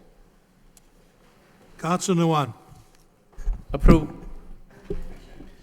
Council Broderick. Yes. Council Elliott. Yes. Council Kennedy. Yes. Council Laurie. Yes. Council Martin. Yes. Council Mendonça. Yes. Council Mercia. Yes. Mayor Murphy. Yes. 9 yeas. Next, we have ordinance, quarterly traffic ordinance for July 2012. Motion to waive the full reading by Council Mendonça, second by Council Laurie. All those in favor, signify by saying aye. Opposed, so voted. Reading by title in City Council ordinance. An ordinance amending the Code of Ordinances for the City of Lowell, Massachusetts, the code with respect to Chapter 266 entitled Vehicles in Traffic. I'd entertain a motion to refer to a public hearing on August 14th. So moved. So moved by Councilor Mercia, seconded by Councilor Noon. That would take place at August 14th at 7 p.m. All those in favor signify by saying aye. Opposed? So voted. Next, we have an ordinance implementing the fiscal year 2013 budget. Motion to waive the full reading by Councilor Noon, seconded by Councilor Mercia. All those in favor signify by saying aye. Opposed? So voted. Reading by title. In City Council ordinance, an ordinance creating new positions, establishing salary grades of said new positions, amending the compensation of certain employees, and other changes, all consistent with and included in the City of Lowell budget for fiscal year 2013, passed by the City Council on June 16, 2012. Entertain a motion to refer to a public hearing on August 14th by Councilor Laurie, seconded by Councilor Mercia. That again would take place at 7 p.m. All those in favor signify by saying aye. Opposed? So voted. Next, we have a vote. License agreement sidewalk seating for Ahmad Jassim of Abu Nawas Restaurant, 19 Hurd Street. Motion to waive the full reading by Councilor Martin, second by Councilor Mercia. All those in favor signify by saying aye. Opposed? So voted. Motion reading by title. In City Council vote. Authorizing city manager to execute license agreement between the City of Lowell City and Ahmad Jassim of Abu Nawas Restaurant for use of a portion of city property adjacent to the premises at 19 through 21 Hurd Street, Lowell, for the purpose of sidewalk seating. Move approval. Move for approval by Councilor Mercia, seconded by Councilor Noon. Any discussion? Roll call, please. Councilor Noon. Approved. Councilor Broderick. Yes. Councilor Elliott. Yes. Councilor Kennedy. Yes. Councilor Laurie. Yes. Councilor Martin. Yes. Councilor Mendoza. Yes. Councilor Mercia. Yes. Mayor Murphy. Yes. 9 yeas. Thank you. Next, we have a vote to establish the Lowell Housing Development Zone. In City Council vote, establishing the Lowell Housing Development Zone, whereas the City of Lowell is a gateway city pursuant to Massachusetts General Laws, Chapter 23A, subsection 3A, and whereas the City Council and the City Manager are the municipal officers of the City of Lowell as defined by the Massachusetts General Laws, Chapter 121B, subsection 48, now therefore be it voted that the City Council of the City of Lowell establishes the Lowell Housing Development Zone and authorizes and forwards said housing development zone for certification to the Department of Housing and Community Development for its approval and endorsement. Second reading by title in City Council vote. Establishing the Lowell Housing Development Zone. What's the wish of the council? Move approval. Move for approval by Councilor Elliott, seconded by Councilor Broderick. Any discussion? Councilor Martin.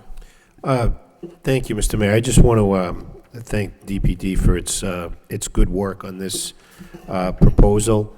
You know, we hear a lot about, you know, is there a grant available for this? Is there a grant available for that? This is kind of how you do it. You know, you take advantage of state programs that are put in place to encourage certain types of development, and as new programs have been developed over the years, DPD has been on top of virtually every one of them. We're leveraging these resources that the state makes available to us. I'm particularly happy to see that most of the focus of this particular project would be market rate development. You know, I think we certainly have a lot of elderly folks downtown, and I think that works well, but we can't have 100% subsidized housing stock in downtown. We need to have an income mix, and we've gone from 90% subsidized to about a 50-50 mix now without displacing a single subsidized unit. We've done it by adding market units. So, you know, this is one of many proposals, one of many programs that are available to developers. I don't know if any will be able to take advantage of it, but I'm pleased that Lowell's going to be in a position to capture its share of development. Other cities, gateway cities in the state, are coming here to see how we do it. So we're doing something right, and I think that most of that credit goes to Assistant City Manager Bakey and the staff at DPD. So thank you. Thank you. Councilor Elliott and then Councilor Laurie. Thank you. I concur. I plan on supporting this. We have tax increment financing for businesses, and this is somewhat of a similar nature for housing. And I just want to also reiterate, the downtown can't maintain itself on, affordable housing, and we've done a good job. But this focuses and attracts market rate housing, and it's just another element of another component of residential housing that we want and need downtown to vacate the mills. So I'm going to support it. I will also give the manager and Adam Bakey credit and compliment for bringing this forward, because it really is a need, and we are using resources that the state is providing to us, and adopting this is going to benefit the downtown. Thank you. Thank you. Councilor Laurie. Thank you, Mr. Mayor. I want to echo the earlier two councilors, Martin and Elliott. This program, as I went through the booklet and bringing back market rate, I've had discussions with several business owners downtown in the last couple of weeks, probably the last 2 months, and there was a fear that we were going backwards with subsidized housing and so on. The city had made great strides over the years with new developments, bringing in market rate. And when many of these owners invest downtown, they're looking at the future. They're looking at the programs that are being brought in the housing and for their investment. So I want to applaud DPD and the administration for finding the finance and bringing this program into the city. Really a nice job. Thank you. Thank you. Councilor Mercia. Thank you, Mr. Mayor.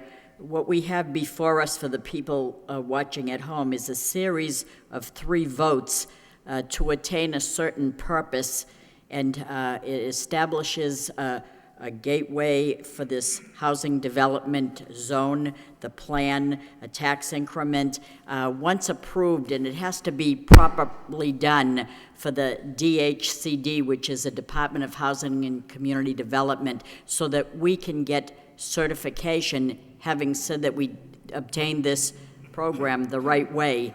And this program would facilitate the continued redevelopment of various downtown mill complexes and commercial buildings.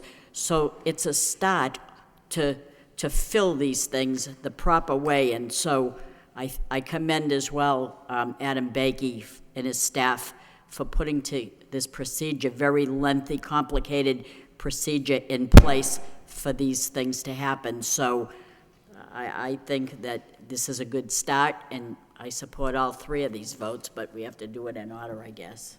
Thank you. Councilor Noon. Thank you, Mayor.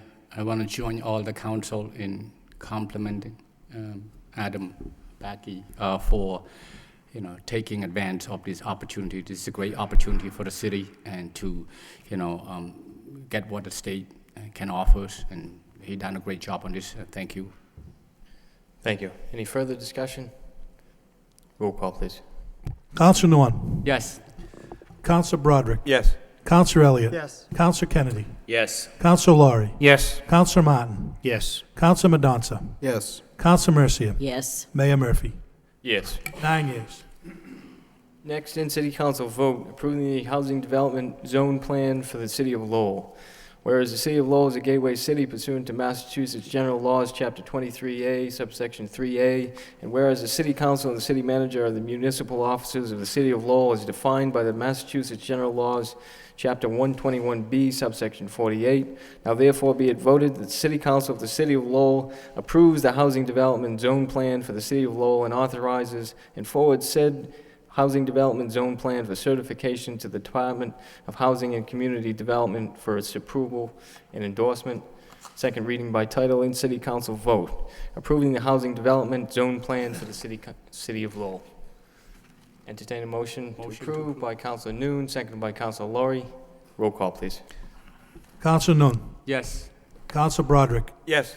Councilor Elliott. Yes. Councilor Kennedy. Yes. Councilor Laurie. Yes. Councilor Martin. Yes. Councilor Mendonça. Yes. Councilor Mercia. Yes. Mayor Murphy. Yes. 9 yeas. Next, in City Council vote authorizing future tax increment exemption agreements between the City of Lowell and qualified housing development projects. Whereas the City of Lowell is a gateway city pursuant to Massachusetts General Laws, Chapter 23A, subsection 3A, and whereas the City Council and the City Manager are the municipal offices of the City of Lowell as defined by the Massachusetts General Laws, Chapter 121B, subsection 48, now therefore be it voted that the City Council of the City of Lowell authorizes the City Manager to enter into tax increment exemption agreements between the City of Lowell and qualified housing development projects. Second reading by title and City Council vote, authorizing future tax increment exemption agreements between the City of Lowell and qualified housing development projects. The wish of council. Move to approve by Councilor Laurie, second by Councilor Broderick. Roll call. Excuse me, Councilor Elliott. Quick question. So, Mr. Manager, we authorize you to do this, but do those come before the council anyway? It would still come before the council on a case-by-case basis. Okay. Yes. Councilor Mendonça. Yes, I know that on the plan on page 35, there were percentages for each of the years. My question through the mayor, maybe to Mr. Backey, is are these exemptions in the additional value of the properties once developed, not the entire value? Not the entire value, just the additional, the improvements. Okay, very good. Thank you. Any further discussion? Roll call, please. Councilor Nguyen. Yes. Councilor Broderick. Yes. Councilor Elliott. Yes. Councilor Kennedy. Yes. Councilor Laurie. Yes. Councilor Martin. Yes. Councilor Mendonça. Yes. Councilor Mercia. Yes. Mayor Murphy. Yes. 9 yeas. Next, we have a communication reappointing William Bailey to the Zoning Board of Appeals for term ending June 30th, 2017. Move approval. Second. Move for approval by Councilor Kennedy, second by Councilor Noon. Roll call, please. Councilor Noon. Yes. Councilor Broderick. Yes. Councilor Elliott. Yes. Councilor Kennedy. Yes. Councilor Laurie. Yes. Councilor Martin. Yes. Councilor Mendonça. Yes. Councilor Mercia. Yes. Mayor Murphy. Yes. 9 yeas. Next, we have reports. Any reports on the subcommittees? Councilor Broderick? No report, Mr. Mayor, but a subcommittee meeting has been, well, I guess will be scheduled, assuming we get a vote from a recommendation from the motion by yourself and Councilor Mercia for a public safety subcommittee, August 16th, Thursday evening at 6:30. Thank you. It's an off, just for folks following, it's an off night so that we won't run into the regular meeting and get it done in short order. Thank you, Councilor. If there are no other subcommittee reports or meetings scheduled, move to the wire inspector. Comcast of Southern New England Incorporated request placing conduit along Merrimack Street. Entertain a motion to accept and adopt the accompanying order by Councilor Mercia, seconded by Councilor Noon. All those in favor, signify by saying aye. Opposed? So voted. Next, we have National Grid and Verizon New England Incorporated request a pole location on 10th Street. Entertain a motion to accept and adopt the accompanying order by Councilor Mercia, seconded by Councilor Noon. All those in favor signify by saying aye. Opposed? So voted. And finally, we have a report from National Grid, request to install 2 poles on Edward Street. Entertain a motion to accept and adopt the Yes, so accompanying moved. order by Councilor Mercier, seconded by Councilor Noon. All those in favor signify by saying aye. Opposed? So voted. Under general petitions, we have 1 claim for personal injury and 1 claim for property damage. Refer to the law department for. Motion to refer to the law department for a report and recommendation by Councilor Noon, seconded by Councilor Mendonça. All those in favor signify by saying aye. Opposed? So voted. Moving to the motions section of the agenda. We have first motion by Councilor Kennedy.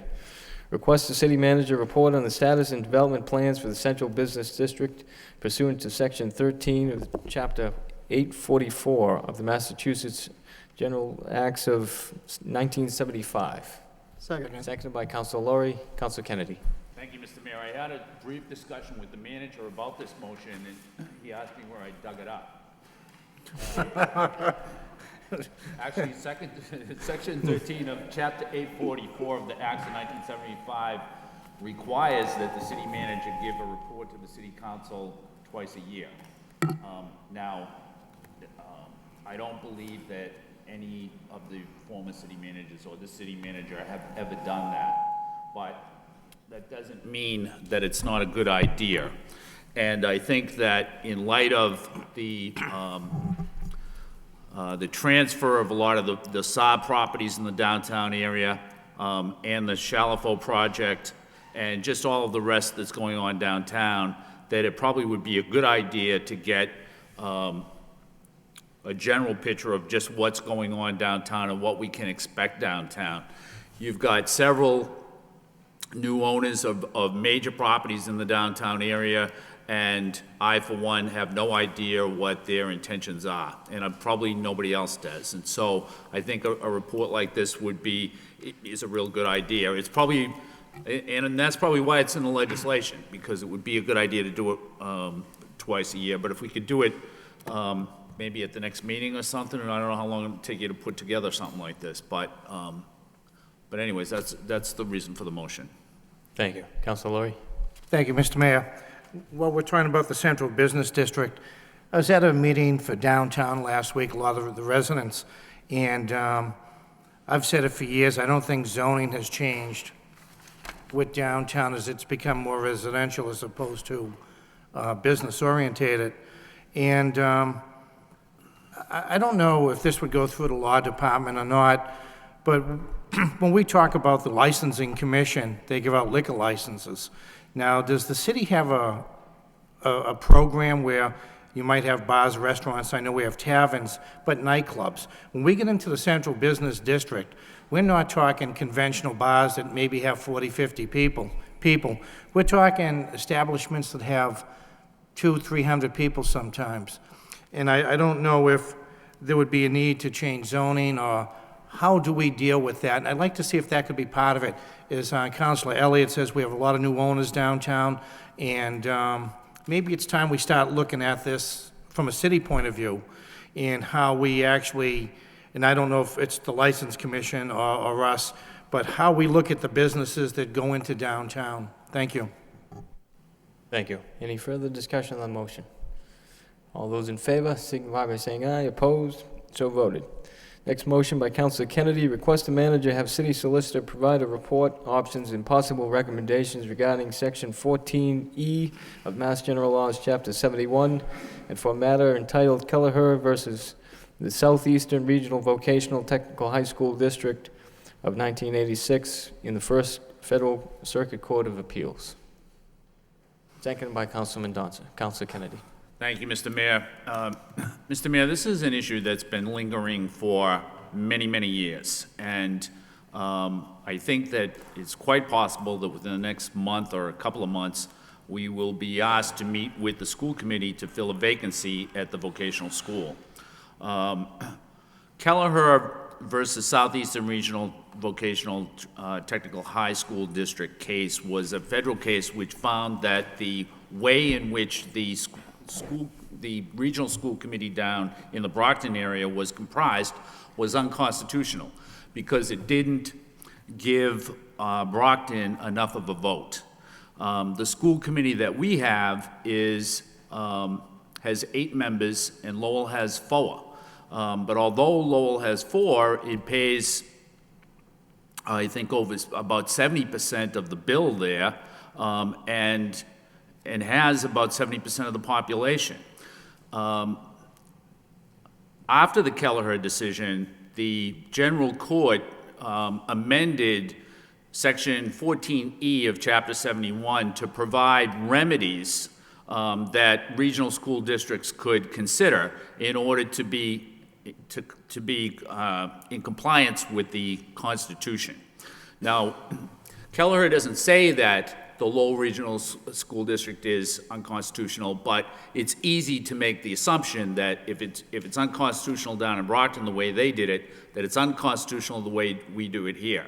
So when this council meets with the school committee at some point in the future to fill a vacancy there, what we will be doing if we don't do anything about changing this is to affirm the way that we're doing it now.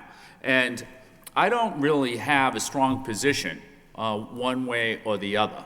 But it does seem to me that we should put the issue to bed once and for all. And so what the motion does is to ask that the matter be referred to the city solicitor for a report and recommendation for her, and maybe a discussion. Maybe that report could also include the options that are available under 14E of Chapter 71. Thanks. Thank you. Councilor Laurie. Thank you, Mr. Mayor. Thank you, Mr. Mayor. I think this is a great motion. From what I understand, we do pay between 70 and 80% of the cost, and I know there's going to be a major renovation at the school, and they're going to be coming to the cities and towns to ask that we finance that. Now, in many of the towns, it goes to a town vote. They go to a town meeting where it's upon the council once it comes to Lowell. And so if you have one or two towns who oppose it, and then it comes to Lowell, I don't know what our cost is going to be. So I think it's a good motion, and I think it's a good way to protect the children in the city. I don't know what the percentage of children from Lowell get into the regional school, but if we're paying 70% and it's anything less, you know, you have to question. So I support the motion, and when I look at this, if we could just have one thing back with this report is how much of a percentage we do pay at that school. And that was my question. Thank you. Councilor Noon. Thank you, sir. I want to thank Councilor Kennedy for bringing this motion up. It's only fair, the amount that we pay as part of, the Great Lowell, that we have, more say in it. So hopefully the report from our city solicitor would, support that, and that is the right things to do. It's fair things to do. So I thank Councilor Kennedy for bringing the motion up. Thank you. Thank you. Any further discussion? All those in favor, signify by saying aye. Opposed? So voted. Next motion by Councilor Kennedy, request the city manager have proper department remedy drainage problem in the vicinity of 275 Douglas Road. Seconded by Councilor Mercier. Councilor Kennedy. Yeah, thank you, Mr. Mayor. This is a constituent motion. In the vicinity of 275 Douglas Road, that's a flat area of Douglas Road and when it rains, when there's a heavy rain, it puddles a lot, which isn't as big a deal in the summertime as it is in the winter, because those puddles are ice in the winter and creates a slippery situation. I spoke with Mr. Marchand about this, and I know there's not an easy solution to this problem just because we're no longer allowed to tie into the drainage runoff or whatever. And so it's going to require something a little more creative than doing that. But I would suggest that the ice, the danger of the ice on Douglas Road in the winter, probably rises to the level of the trees overrunning on Townsend Ave in terms of public safety. So anyways, whatever you can do on that would be appreciated. Thank you. Thank you. Any further discussion on the motion? Councilor Mercier. Just for the record, I know that spot of ice. It's quite hazardous, because I almost lost control there on one particular day coming back from the supermarket. So it is very dangerous, and it seems to happen right at the same spot. And as many times as I remember that that's iced up, I forget, and I slide all over again. So it is a problem. It's not with my driving, it's with that spot of ice. Thank you, Councilor. Any further discussion on the motion? All those in favor, signify by saying aye. Opposed? So voted. Next motion by Councilor Kennedy, request the city manager appoint or reappoint 2 members to the planning board. Seconded by Councilman Mendonça. Councilor Kennedy. Thank you, Mr. Mayor. Just briefly, there are 2 members of the planning board that are on holdover status. They've been on holdover status for some time. It's my view that if you're on holdover status, you don't have the independence that you need to have. I've I had a conversation with one of those members. He's interested in being reappointed. I'm not sure about the other member, but, you know, whether you do a reappointment or appointment, everybody should have a term. They shouldn't be on holdover status. Councilman Mendonça. In addition to those two, not long ago, we voted to add an alternate member to the planning board, so if that one could be filled as well, I appreciate it. Thank you. Any further discussion? All those in favor, signify by saying aye. Opposed? So voted. Next motion by Councilor Kennedy. Request the city auditor provide city council with recent internal audit of the parking department. Second by Councilor Laurie. Councilor Kennedy. Thank you, Mr. Mayor. I had a discussion with the city auditor just prior to the meeting, but basically the reason for the motion is that what I was told and what I think everybody on this city council was told was that immediately after the parking situation came to light that the city auditor did an internal audit. And then right after that, the Central Parking did their own audit and Powers and Sullivan did a third audit. So there's 3 audits out there, and we don't have any of the audits. So we really don't know what the situation is there. And, you know, that is the problem in Central Parking has had enough visibility so that people ask me about it. And I should be able to at least tell them that we have at least the city auditor's audit, and we don't have that yet. So I know that you said that you'd have it for the next meeting, and I think that that it came up a little earlier in the meeting, but as soon as we can get that internal audit, even if we have to wait for the other 2 or for one of the other 2, that's fine, but it would be good to have at least something so that we can have an idea of just how big the problem is there. Are you able to speak on that right now? Just to give a little summary of what that audit is going to look like? Actually, what I'm doing is giving you the historical perspective from the beginning of time when the kiosks went in, reviewing all the source documentation, doing my testing back to 2008, reviewing all policies and procedures. I have the draft just about ready. I'll be finalizing it within a week to a week and a half. I actually want the law department to review it because of the litigation to make sure that I'm not exposing any information that could be detrimental to that investigation. So you'll have your final report by August 14th. If I can finalize it before then, I will forward it to all councilors. Okay, thank you. So we should expect it in a couple of weeks or at the very latest at the next meeting? Correct. Okay. As part of that, you weren't at the last meeting because you were away on vacation. But one of the issues that you brought up in a memo that you sent to the city council had to do with meetings that you had with the director of parking and the treasurer.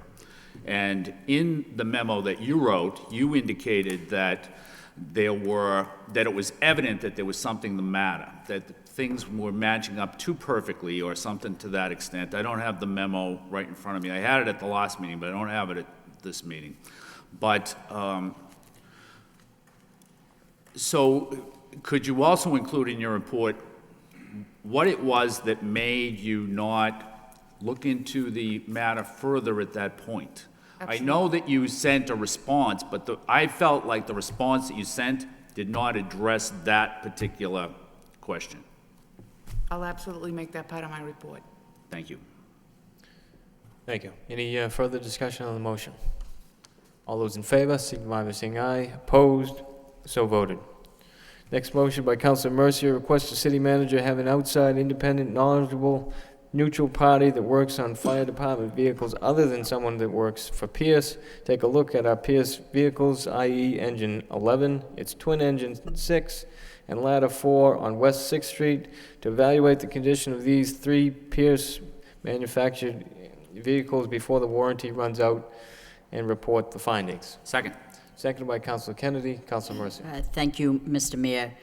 This motion that is before you is asking for this independent party who is knowledgeable on fire apparatus to take a look at all the vehicles that are manufactured by Pierce.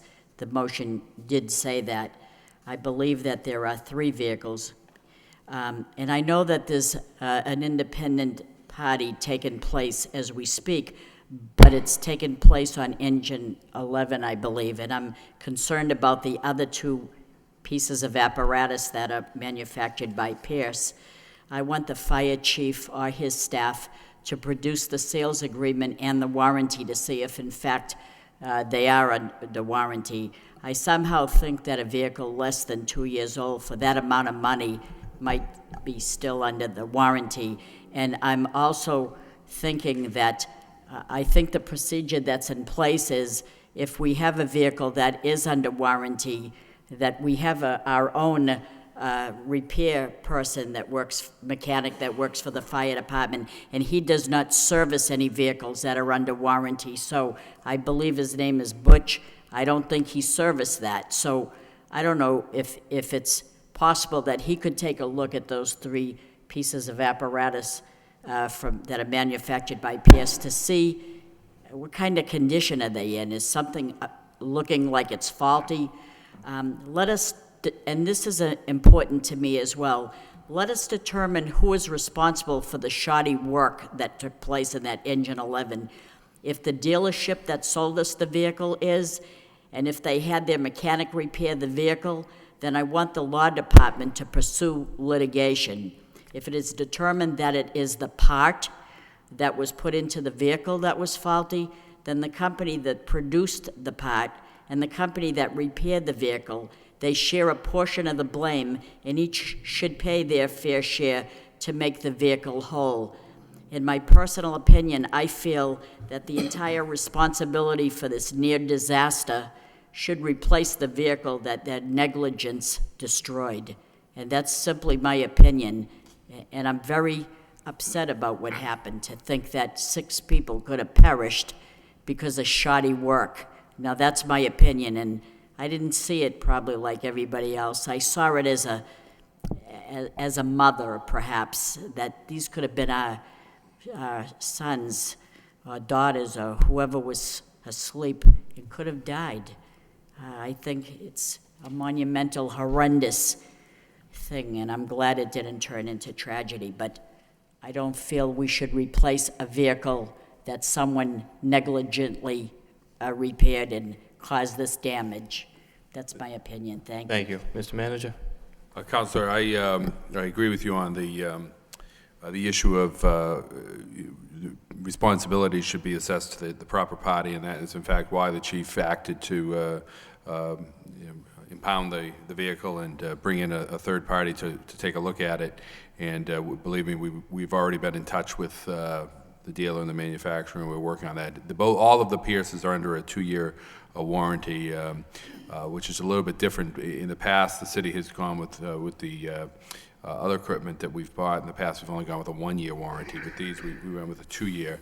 And obviously, when it's under warranty, you send it out all the time to get everything done, just as if you buy a new car, every rattle you hear, you send out to make sure that, and you have them fix it rather than spending the city's resources. But we can certainly take a look at those and have someone review those. Generally speaking, as I said, all vehicles that we buy, we run into some issues, whether they're the Pierce or the E1s or other vehicles that we purchase in the city or that other cities purchase. Strangely enough, the incident that happened here, you're right, it was very dangerous. There have been similar incidents in other communities, not with, we've been able to track down necessarily with Pierce, but with some other other makers as well. So these things do happen, but they could be very dangerous. And so we're taking all of those steps, but we can certainly have those trucks reviewed. Thank you. Thank you. Councilor Laurie. Thank you, Mr. Mayor. And no, I was just going to ask you that it gets referred to the law department. Many times there's a vehicle will run out of warranty and you still get a card to go check it because there was something wrong from the get-go. And, it really was quite I didn't see it, but, you not only have a truck on fire, but you have gas in there, you have oil, so you have different types of flames. And so really luckily no one was hurt. But I just want to make the point and ask if we could send it to the law department to see what claims the city would have. I believe it's already in the hands of the law department as well. Great, thank you. Any further discussion? Councilor Kennedy. Mr. Mayor, through you to the manager, where does the truck go, where does it go to be serviced? I mean, the company's out in the Midwest, right? I mean, there must be a, like an authorized service person around here. Where does that go? And had it just come back? I'm going to have the chief speak to that. Chief, I don't know if you heard Councilor Kennedy's question. It was, where do we have that service, the Engine 11 serviced, or all of the Pierce trucks? I know that we send when the E1s were under warranty, we send them down to Greenwoods in North Attleboro. Right. The authorized Pierce dealer in this area is Minuteman Trucks in Walpole. And so that's where it goes? That's where all the warranty work was done, yep. Okay. And had it just come back from being serviced? Yes. Like that day? Yes. Okay. And is it too early to ask, do you know what the problem was yet? No? Oh, my investigator and the independent investigator that we brought in have done a preliminary investigation and have a pretty good idea. However, we still have to bring in representatives from Minuteman and from Pierce to do a joint inspection where it would be a more thorough, they call it a destructive investigation. But all the parties have to be present for that. Okay. So to answer your question, yes, we do have an idea at this point, but it would be premature to say what we think was the cause of the fire. Okay. And when they do that more comprehensive, what do they do? Take the thing apart? Well, I don't know how deep they'll get into it. I just know that right now, basically they took a look at it.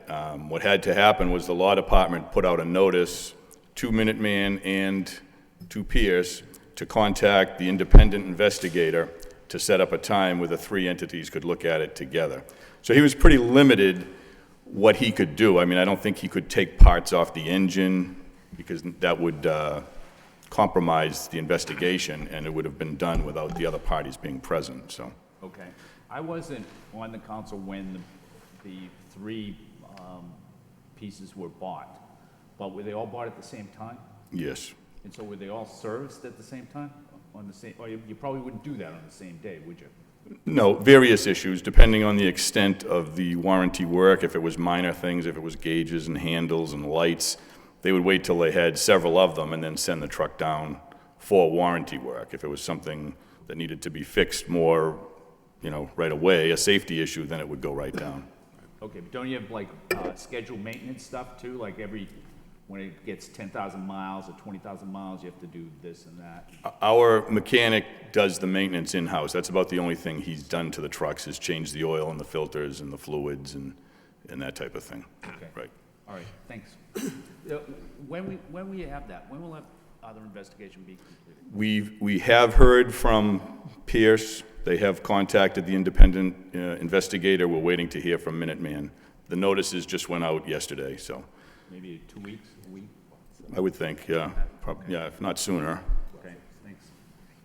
Mr. Manager, and then... Just a minor, very minor point, probably too minor to even mention, but to the councilor's question regarding were they all bought together, actually the ladder was bought separately from the two engines. We bid to bid, we bought the ladder, then we went back out to bid and we bought the two engines.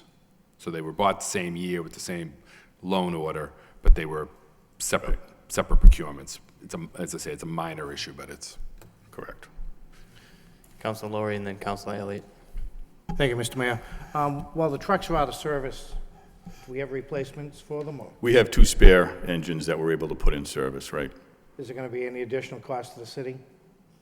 The only reason why I ask is I'd like to have, if there's any additional cost, we have to get additional trucks or rent equipment. Could we put that in with the claim? That is part of the discussion as well with the law department's working on. Great, thank you. Councilor Elliott. Thank you, Mr. Mayor. And that may be a minor point, Mr. Manager, but, the purchase of these vehicles certainly has a sordid history. And, I can remember back in 2008, you wanted to go with the lowest bid, and the difference was $116,000. And I supported you. But we didn't go with the low bid. The other bid was, I mean, $116,000. We wanted to save the money. So when I do see that, you know, we have these vehicles, and that's back in 2008. You went out to bid. You went out to bid 3 times. And so now I look, I say, well, we didn't go with the lowest bid, and we have all these problems, and, you know, what is the cost going to be? The investigator, I know it's $800 to $1,000, but that's still an additional cost. So, you know, what was the reasoning behind, and I know there was a whole bid process, you know, how the bids were written and why they were written that way. So I'm confused, you know, I'm concerned now that we went with what presumably was going to be a better truck to meet the needs. And I also look back in 2010, there was a problem as soon as they were purchased as well, that they had to go back out. So I look forward to the report, but more importantly, it'd be interesting, or it'd be also good to know, you know, why there was a change in the bid, what was the change, and how that plays into all this, if at all. But, you know, clearly purchasing these 3 vehicles and now knowing that there's problems with the repair, it doesn't add up. If I may, and I'll have to go back, Council, your memory is better than mine, I think, on some of this. At least I have to go back and sort of refresh my memory. I think that we went with the lowest bid, but we spec'd different. One of the companies came in they didn't meet our specifications. They came in lower cost, but not meeting the specifications. This is my recollection, but I'd have to go back and I'll get that in the report. I remember Smeal was thrown out, and then there was between E1 and Pierce. That's right. And you came to the Public Safety Subcommittee, and so, anyway, I don't want to be redundant, but it's troubling that we went with the company that was higher, and now we have had and continue to have more problems with these vehicles. If I could just clarify, at the time that we could not have gone with any other than Pierce at the time without beginning the bidding process all over again. And that, I think the purchasing department will verify that. Pierce was the only manufacturer that met the specifications put forth in the bid. So to say that we didn't go with the low bidder is not entirely correct, because the low bidder did not meet the specifications. Well, that's why I would like to also include, you know, who wrote the specs and what were the specs for, and why did we only have 1 bidder for fire trucks? Well, we had more than 1 bidder. However, there's a process in the bidding where they take exceptions. So they bid for the trucks, but they did so knowingly not meeting the specifications. And in their bid, they had to specify everywhere where they did not meet the specifications in the bid. So we could not have gone, it's not like we could have gone with E1. To say we could have gone with a lower bidder, I believe we would have had to start the process all over again. We can pull together the documents on that. So, just one more. So, are we saying the specifications that were written, only 1 bidder was interested in doing that? Only 1 fire truck company was interested in bidding based on those specs? Well, I don't know how interested the others were, but they were the only ones that were able to bid to the specifications. That's correct. Well, that strikes me as being a little bit odd, knowing, I mean, it can't be, there's not just Pierce, and why wouldn't all the other companies? So can we get a copy of the bid? Sure. The bid specs too, Mr. Manager, because I'd like to take a look at that. Thank you. Thank you. Any further discussion on the motion? Councilor Kennedy.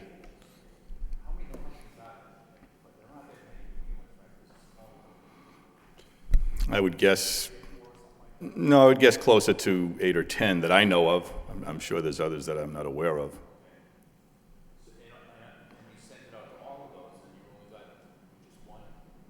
Correct. I don't know. I know on the ladder truck there were height requirements. I don't know if the other companies couldn't build the trucks to the specifications or wouldn't.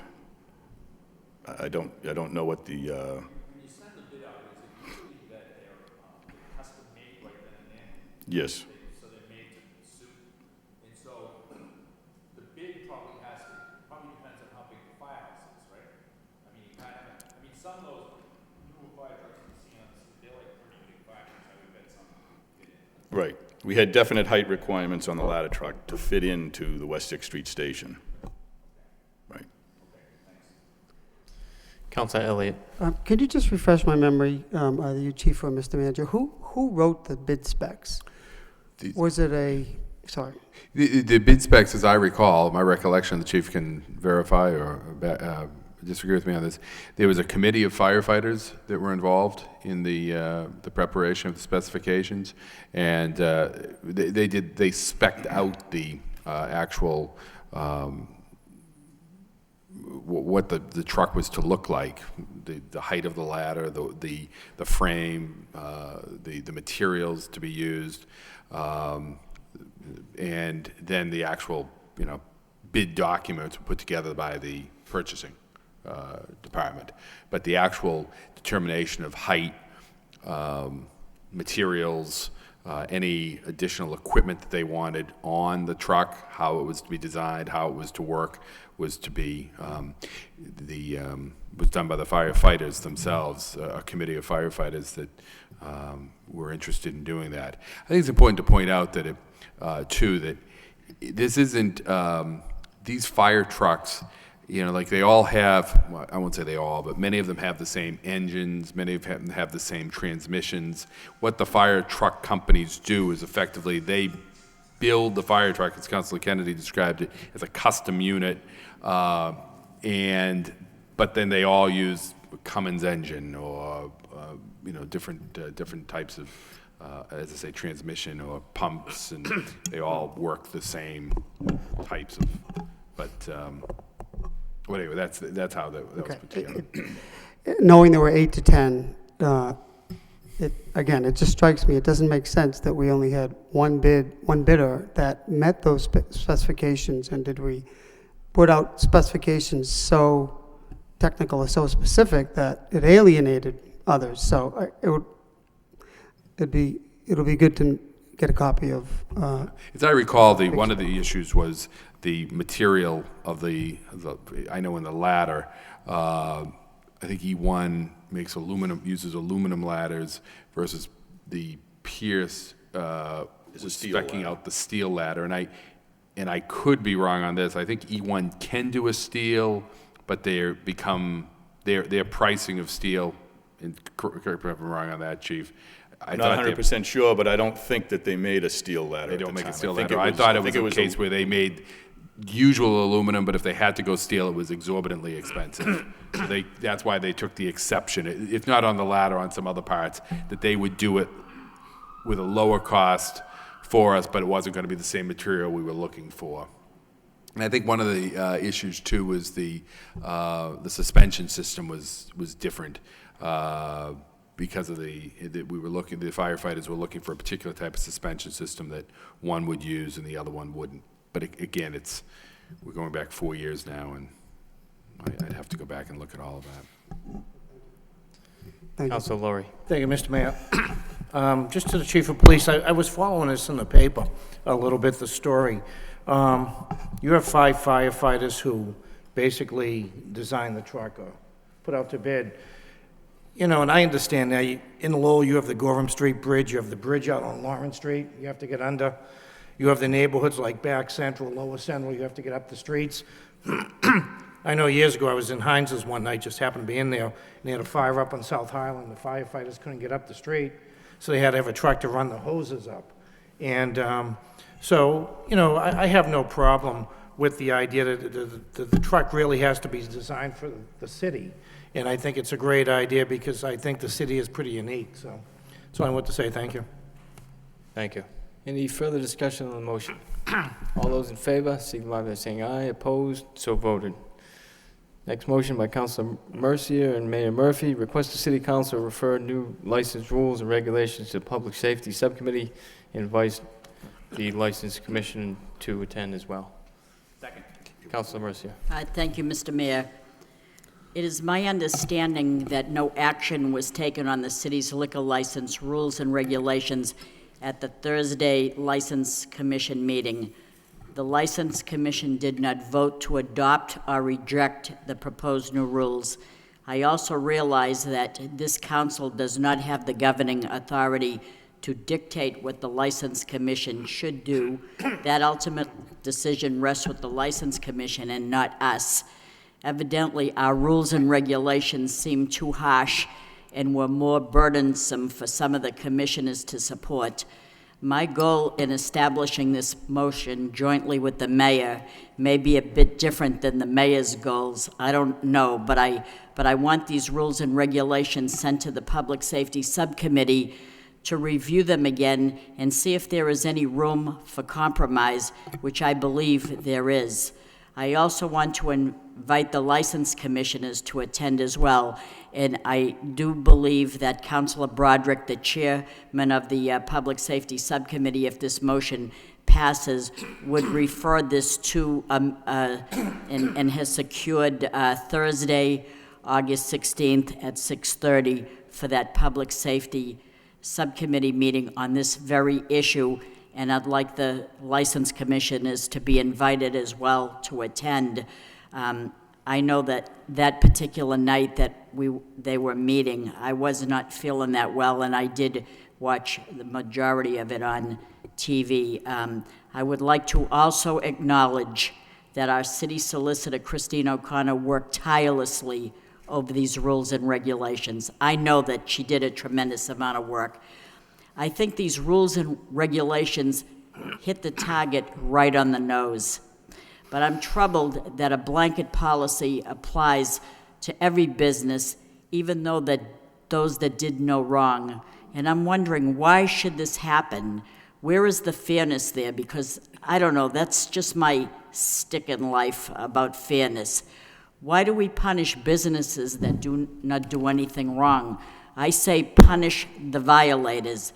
These rules are perfect, but they should be applied on an individual basis to the businesses that can't control their customers, to the businesses that can't keep the noise level down, to the businesses that overserve, to the businesses that hire entertainment that brings with them a bad element, a bad following, to the businesses that serve minors. These rules apply to you. And we won't, these rules are saying, but we won't stand for it. So I think what Christine put together is adequate. However, I think it should be looked at again. There should still be more discussion with this particular issue. Enforcement of the rules should take place. Communication between the police and the License Commission. I think this is very important. I think a liaison that will keep track of the offenses and communicate with both parties so that everyone is on the same page. I think that's not what's happening. I don't know. I'm looking at it outside as an outside observer, and I'm seeing that things that are happening, and the police are realizing this, and I don't want to put our police in harm's way, absolutely not. It's tough enough to be a police officer, but to be downtown where someone is inebriated and not even themselves, that's not a good mix for someone straight and trying to do his job. So I'm not trying to put people in harm's way, but I think some communication isn't taking place. At least that's my observation. And that's bringing frustration, and it's seeming a little arrogant, and I don't think it's meant to be arrogant. I think it's the lack of communication that is given some sort of a sign of disgust and like we're not making progress. So I think we need everyone on the same page here. The goal through these rules is to provide a guideline with the businesses as to their duties and obligations and what the city expects from them as far as these rules go to produce a healthy, harmonious environment. It can be done if everyone works together, and I'm hoping that the Public Safety Subcommittee can begin the process. I know that the demographics have changed. I know the downtown is a different environment now. I don't think it's fair for the people that invested in condos to be listening to these noises and urinating in their hallways and things like that. And on the same page, we have businesses that put their heart and soul in savings, and we need to communicate. We need to enforce things. I don't think that blanketing a whole area of the city, and that goes for J.J. Boomers out there in Pawtucketville, that has to comply with these rules, and they didn't, I think, do anything wrong. So I think the rules are beautiful. If we could say, if you violate any one of these, anything, this is what happens to you. Instead of closing at 2, we're closing you at 1:30, and this is the rules that will apply. I think we need another section in there, in each rule, that says, this is what will happen if you don't follow the rules, that we will turn you back to 1:30, that you will have to stop serving at 1. I don't want someone to feel that it's the wild, wild west downtown. I think that's a fair statement. I think that statement that a banker had said that that's what he thought, I think he's absolutely right. That's what the residents down there felt, that it was happening. That's what the businesses. Can you imagine owning a business, putting your flower planters out there, making the downtown look nice, and then come in the morning and it's all in disarray because people were drunk and they tipped over this and pulled flowers out? I'd be frustrated too, and I'd probably make that statement. So I think that the laws are in place, that if you violate your 2 o'clock rule, you're not responsible enough, then this is what's going to happen. These are the rules that we're going to have to follow with you. And I think we need someone that is going to be a liaison that communicates with the police and gives that message to the License Commission, because I don't think they're fully aware of the extent of what the police are probably going through. I know that I was down in the area one time, and it was about 2:30, and it was just an awful environment. It was rather frightening, and so I'm not one to be up at that time of night, but it was a different environment, and I can only imagine the police, what they're dealing with, and I think we could take a look at this again and try to help the License Commission and try to figure out what's a happy medium for them, because I'm not putting blame to one entity. I see blame all around, and I'm trying to make it fair for people. Thank you. Councilor Broderick? Thank you. I think what Councilor Mercy is referring to, what I think we called at the subcommittee level, special conditions. I think it's special. It was actually a special meeting. I think the mayor had called it back in January. And discussion, I think, was in terms of having special conditions apply to such things as video cameras, entertainment, separate licenses, and closing, shutting down, not being able to serve alcohol.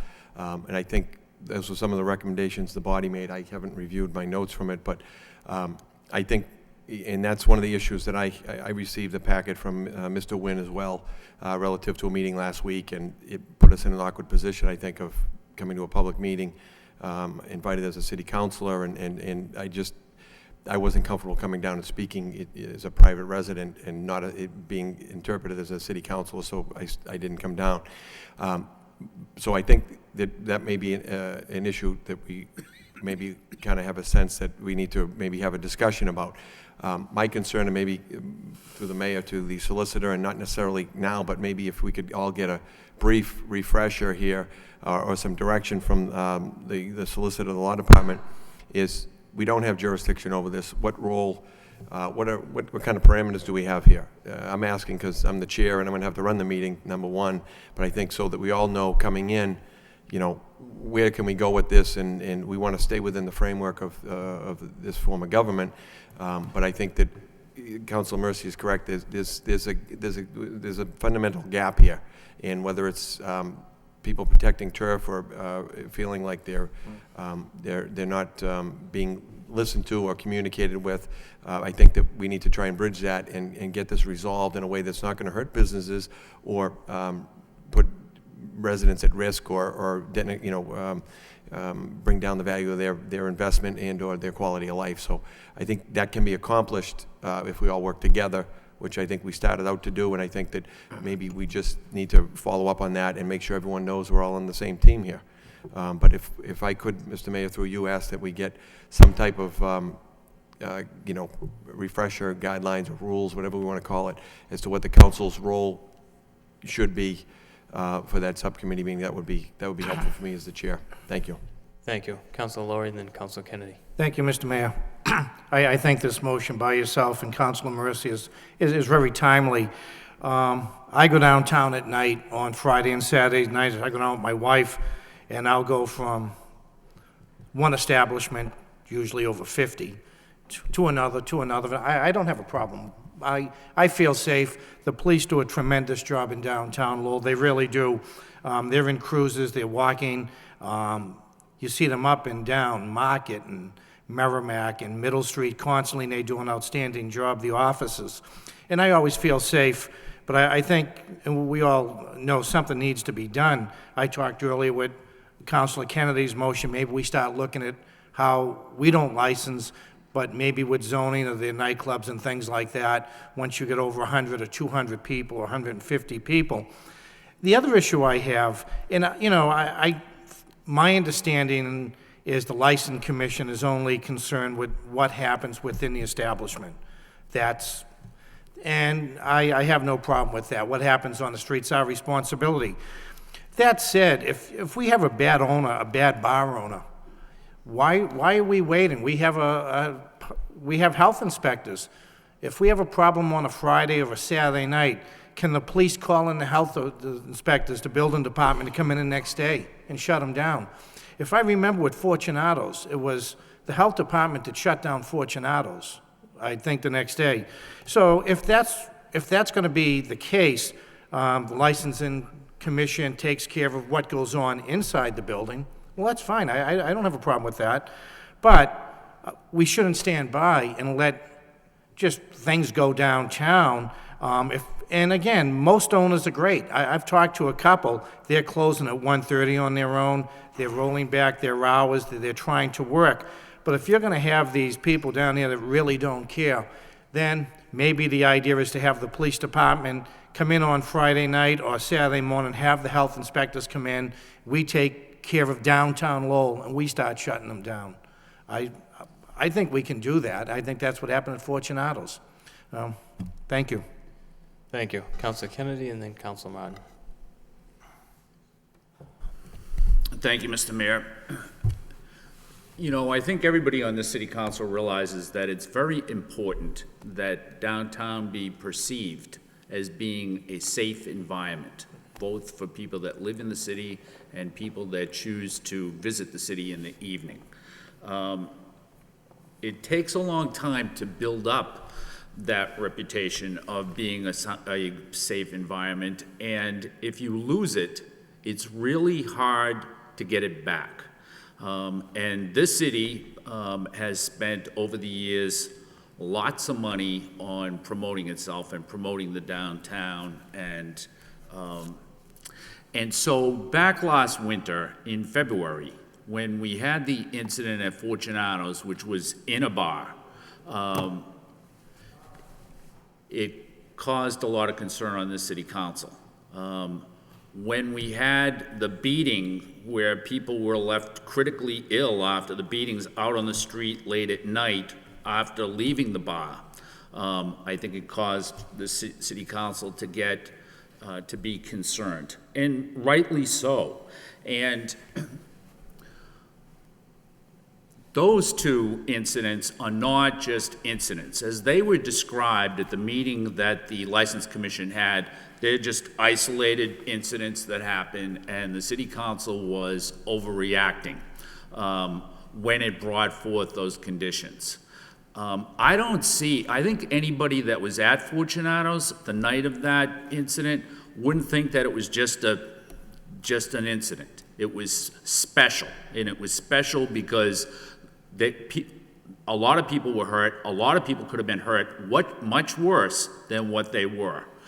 To have it be that when you leave an establishment in Lowell, whether it's 11 o'clock at night or 2 o'clock in the morning, that you can't get safely to your car without being beat up, to a point where you end up spending the night in a hospital in critical condition, is just, that's an unacceptable situation, and that is not just an isolated incident.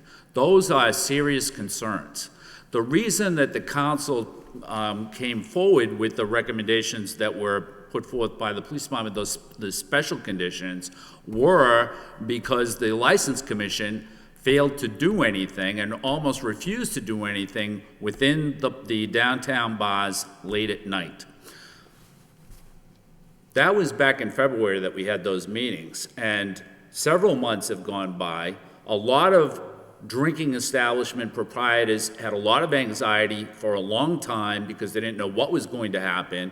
The idea was that because the license commission was refused to act, that we were going to impose these other conditions and then allow people that didn't cause any problems to go get waivers to release them from the conditions, was kind of just a way of back-ending into it just to get around the license commission's refusal to act. And now here we are several months later, and they've kind of wasted the time and just said, we're not going to do anything. That's it, we're just not going to do anything. Nevertheless, this city council is left with, what are we going to do to make sure the downtown stays safe? Now, there haven't been any incidents that I'm aware of that have risen to the level of what happened last February. But there have been incidents downtown very recently, within the past couple of weeks, both on John Street and on Middle Street in front of the Village Smokehouse.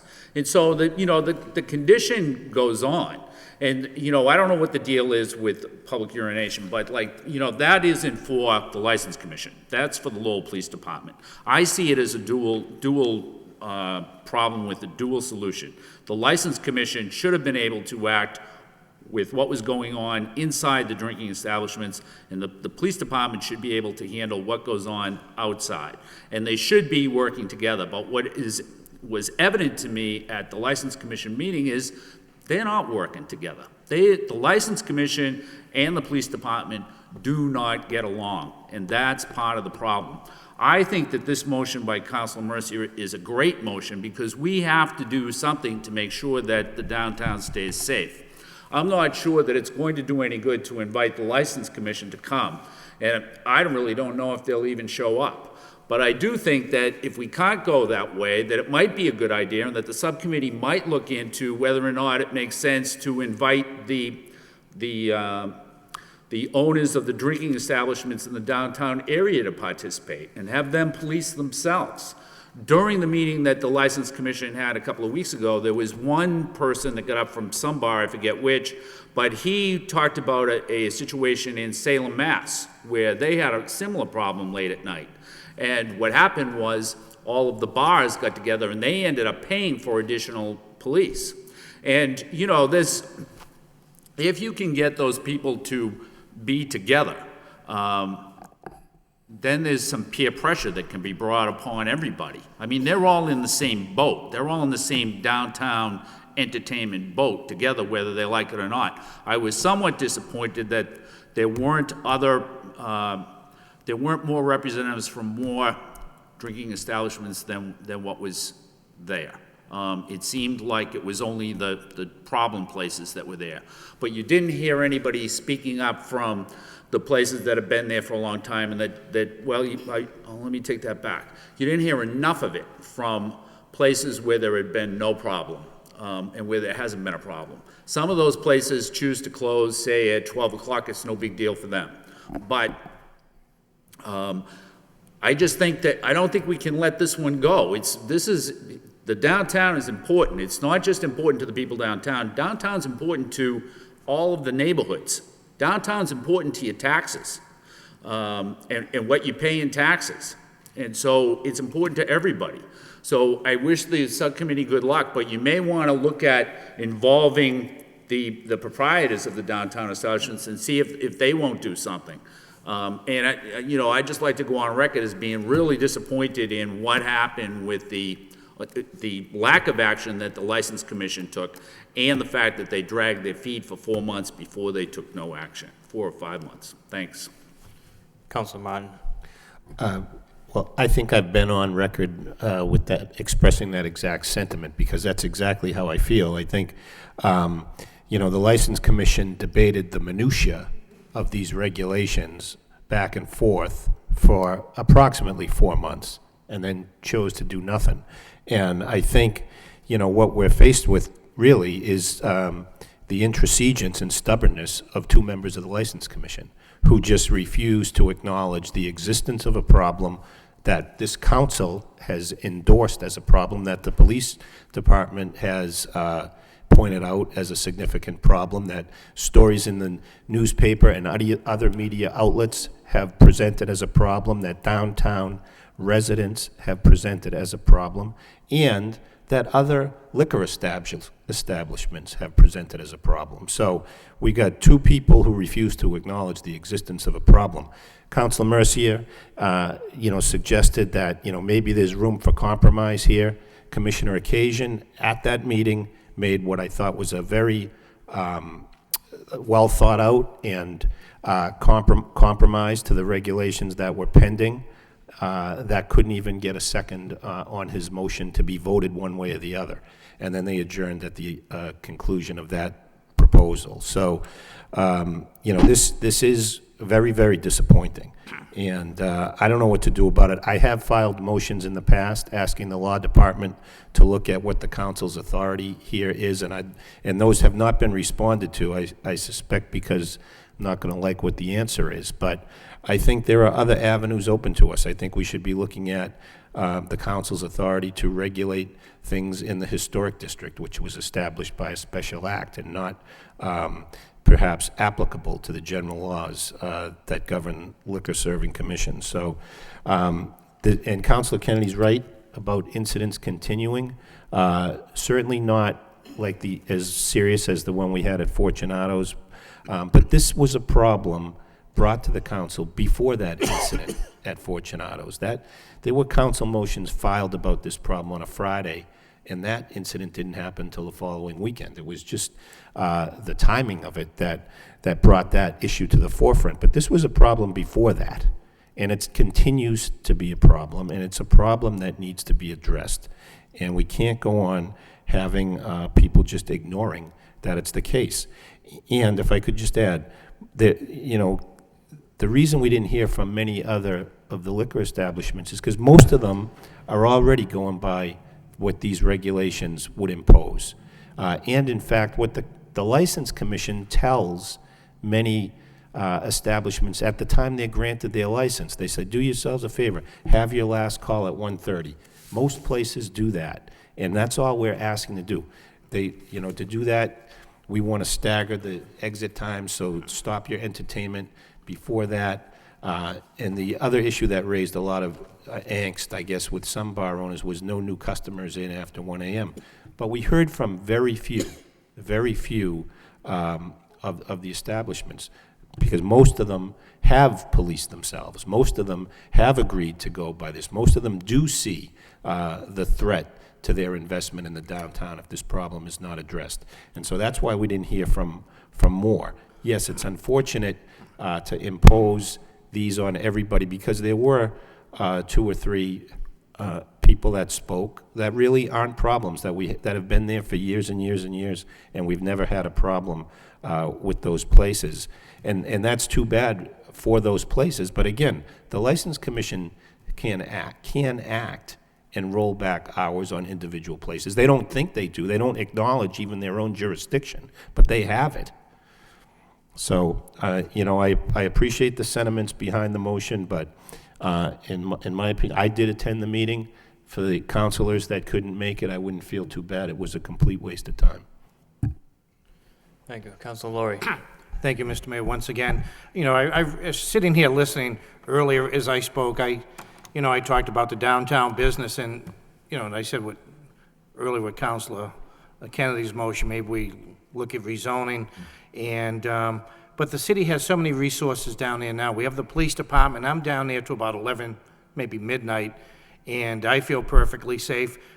You see the firefighters in the bars. They're going around, they're counting people in the rooms, they're checking the exits, they're making sure everything's clear. The fire department's down there, the police department's down there. We're doing all we can. And to just say what I've heard from other councilors, I was extremely disappointed. Some of the comments I heard come out of that meeting, one, I thought, and I think there was something in the local paper, someone took a shot at one of the local businessmen about calling it the Wild West. Well, if it's the businessman I'm thinking about, if it wasn't for him, we wouldn't have a downtown. This guy's invested more time, more money in this city. He's done an incredible job. And again, as Councilor Kennedy said, to call Fortunato's an incident, too many people in there, they attack the police officers. That's not going to be tolerated in this city. They actually attacked police officers. That's not an incident. And, I hope we can do something. Like I said, hey, if they're not going to do anything about it, we go to our health inspectors, building inspectors, and if we can, legally, that the law department might have a say on that.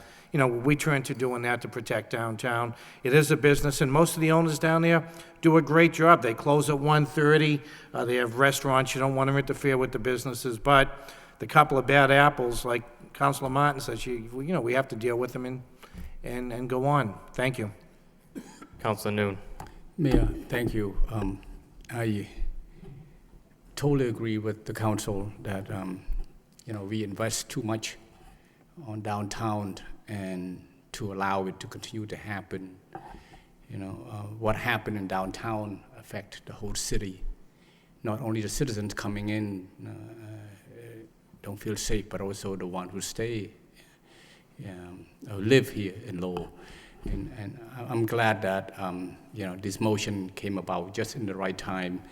And Chairperson Broderick set up Public Safety Committee, and I hope that we can all work together to resolve this issue quick enough before any, bad thing happen again in downtown. So I'm looking forward to the subcommittee discussion of how we can work together to maybe come up with some compromise.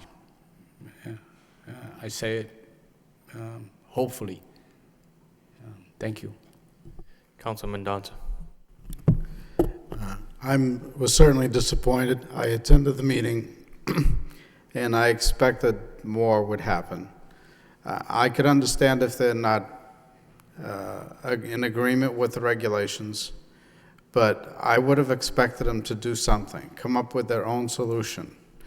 But what we have now is no solution at all. Nothing was done after months.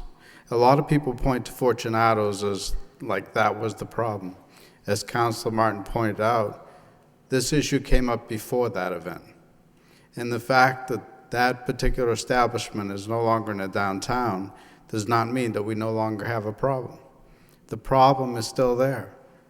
And some of it has to do with the ability of the License Commission to apply its discretion, being in the special conditions.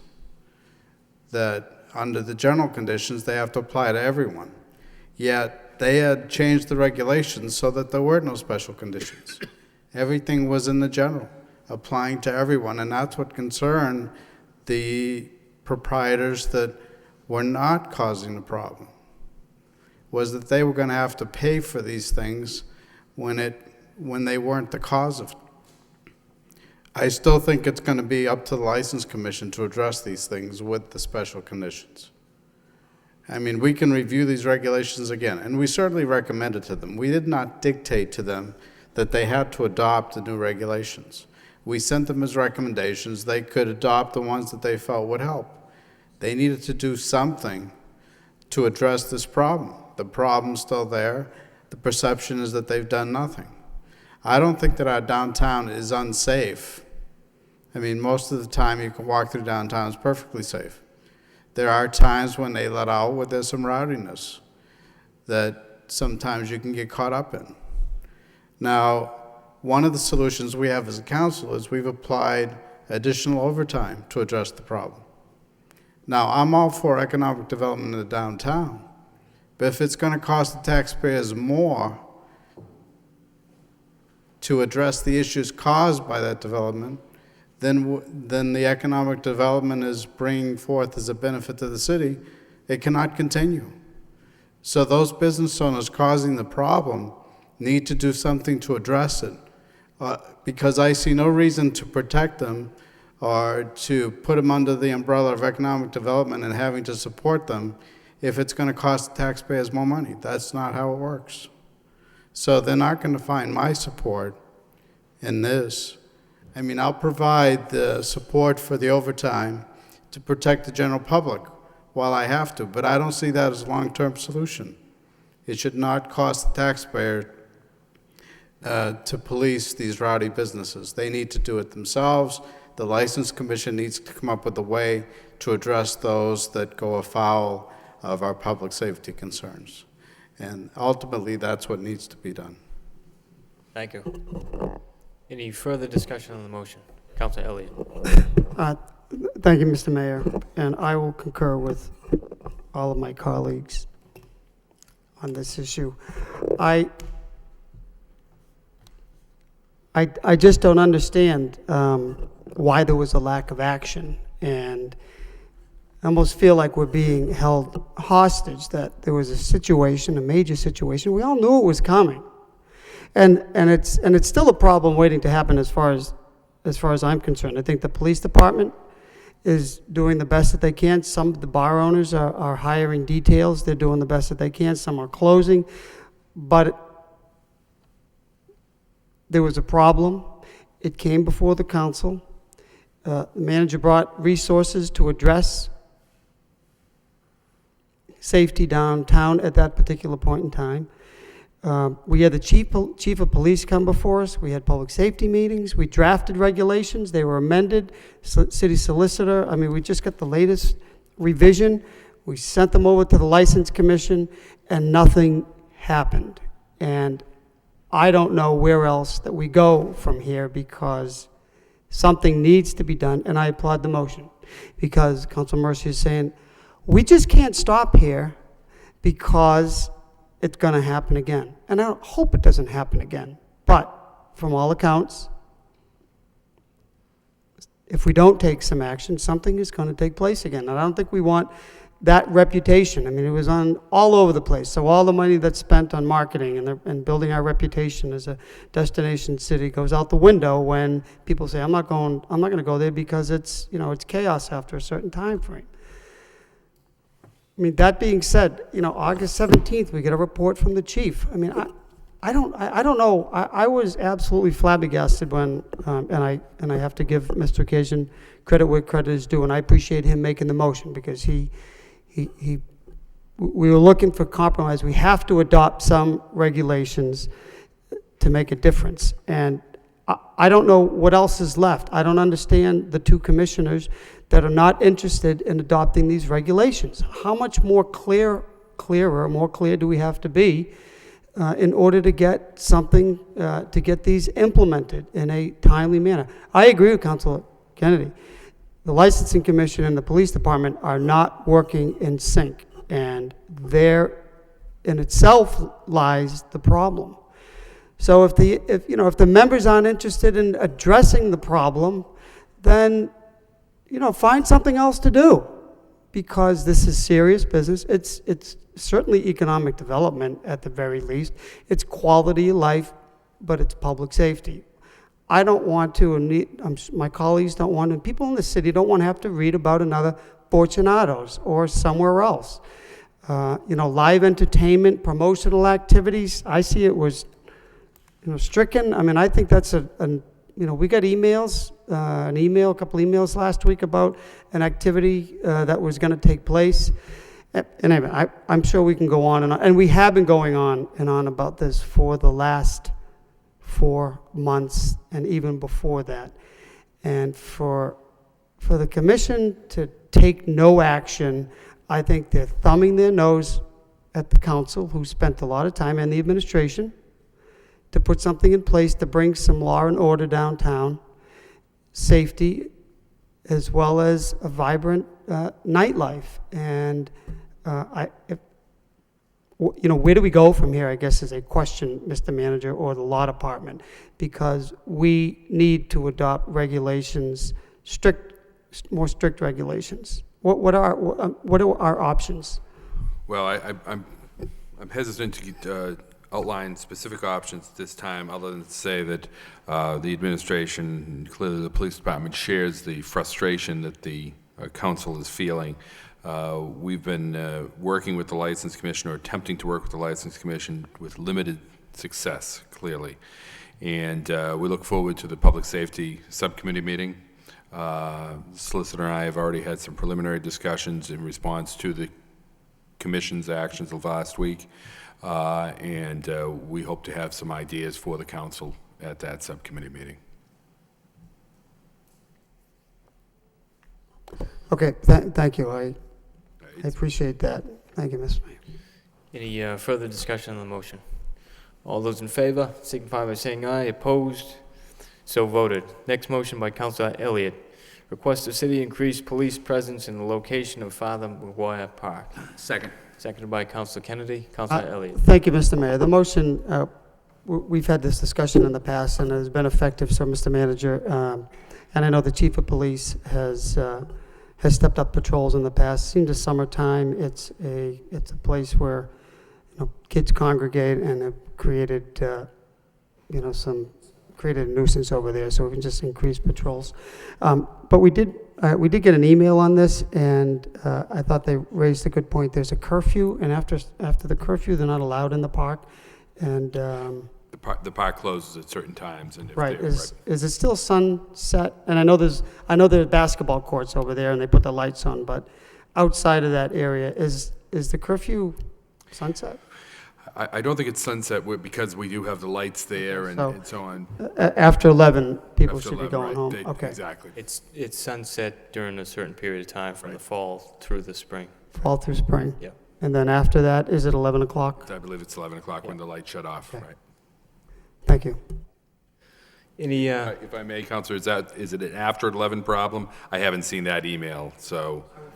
I'll forward it to you. Okay, great, thank it you. went to me, Kevin. Yeah, I'll send it to you right now.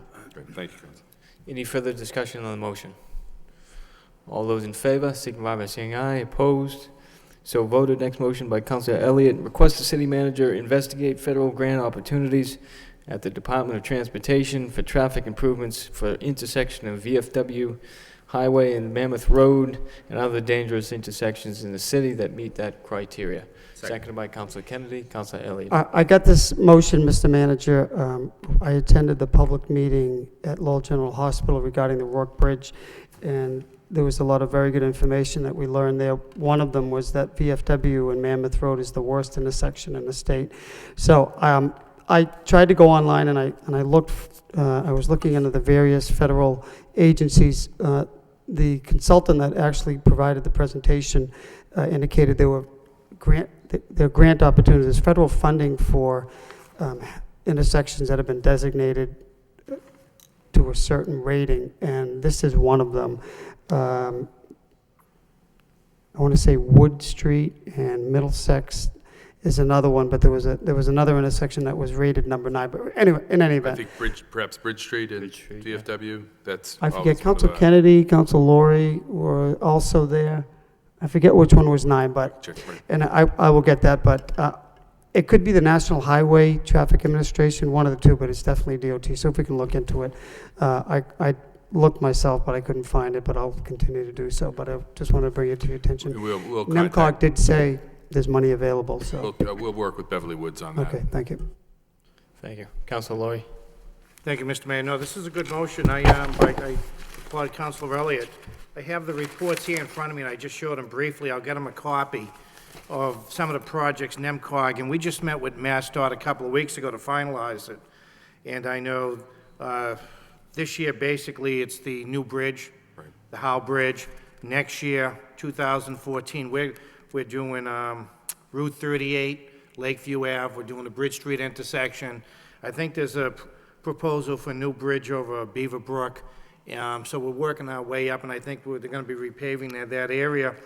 And I know Councilor Elliott in the past has really pushed with the traffic in the city, and I'd come in and talked about smart lights, and we're going to be doing Route 38 coming in off the highway, but I don't see the area he's talking about on here now. So with the bridge coming over, it'd be a good time to talk about it.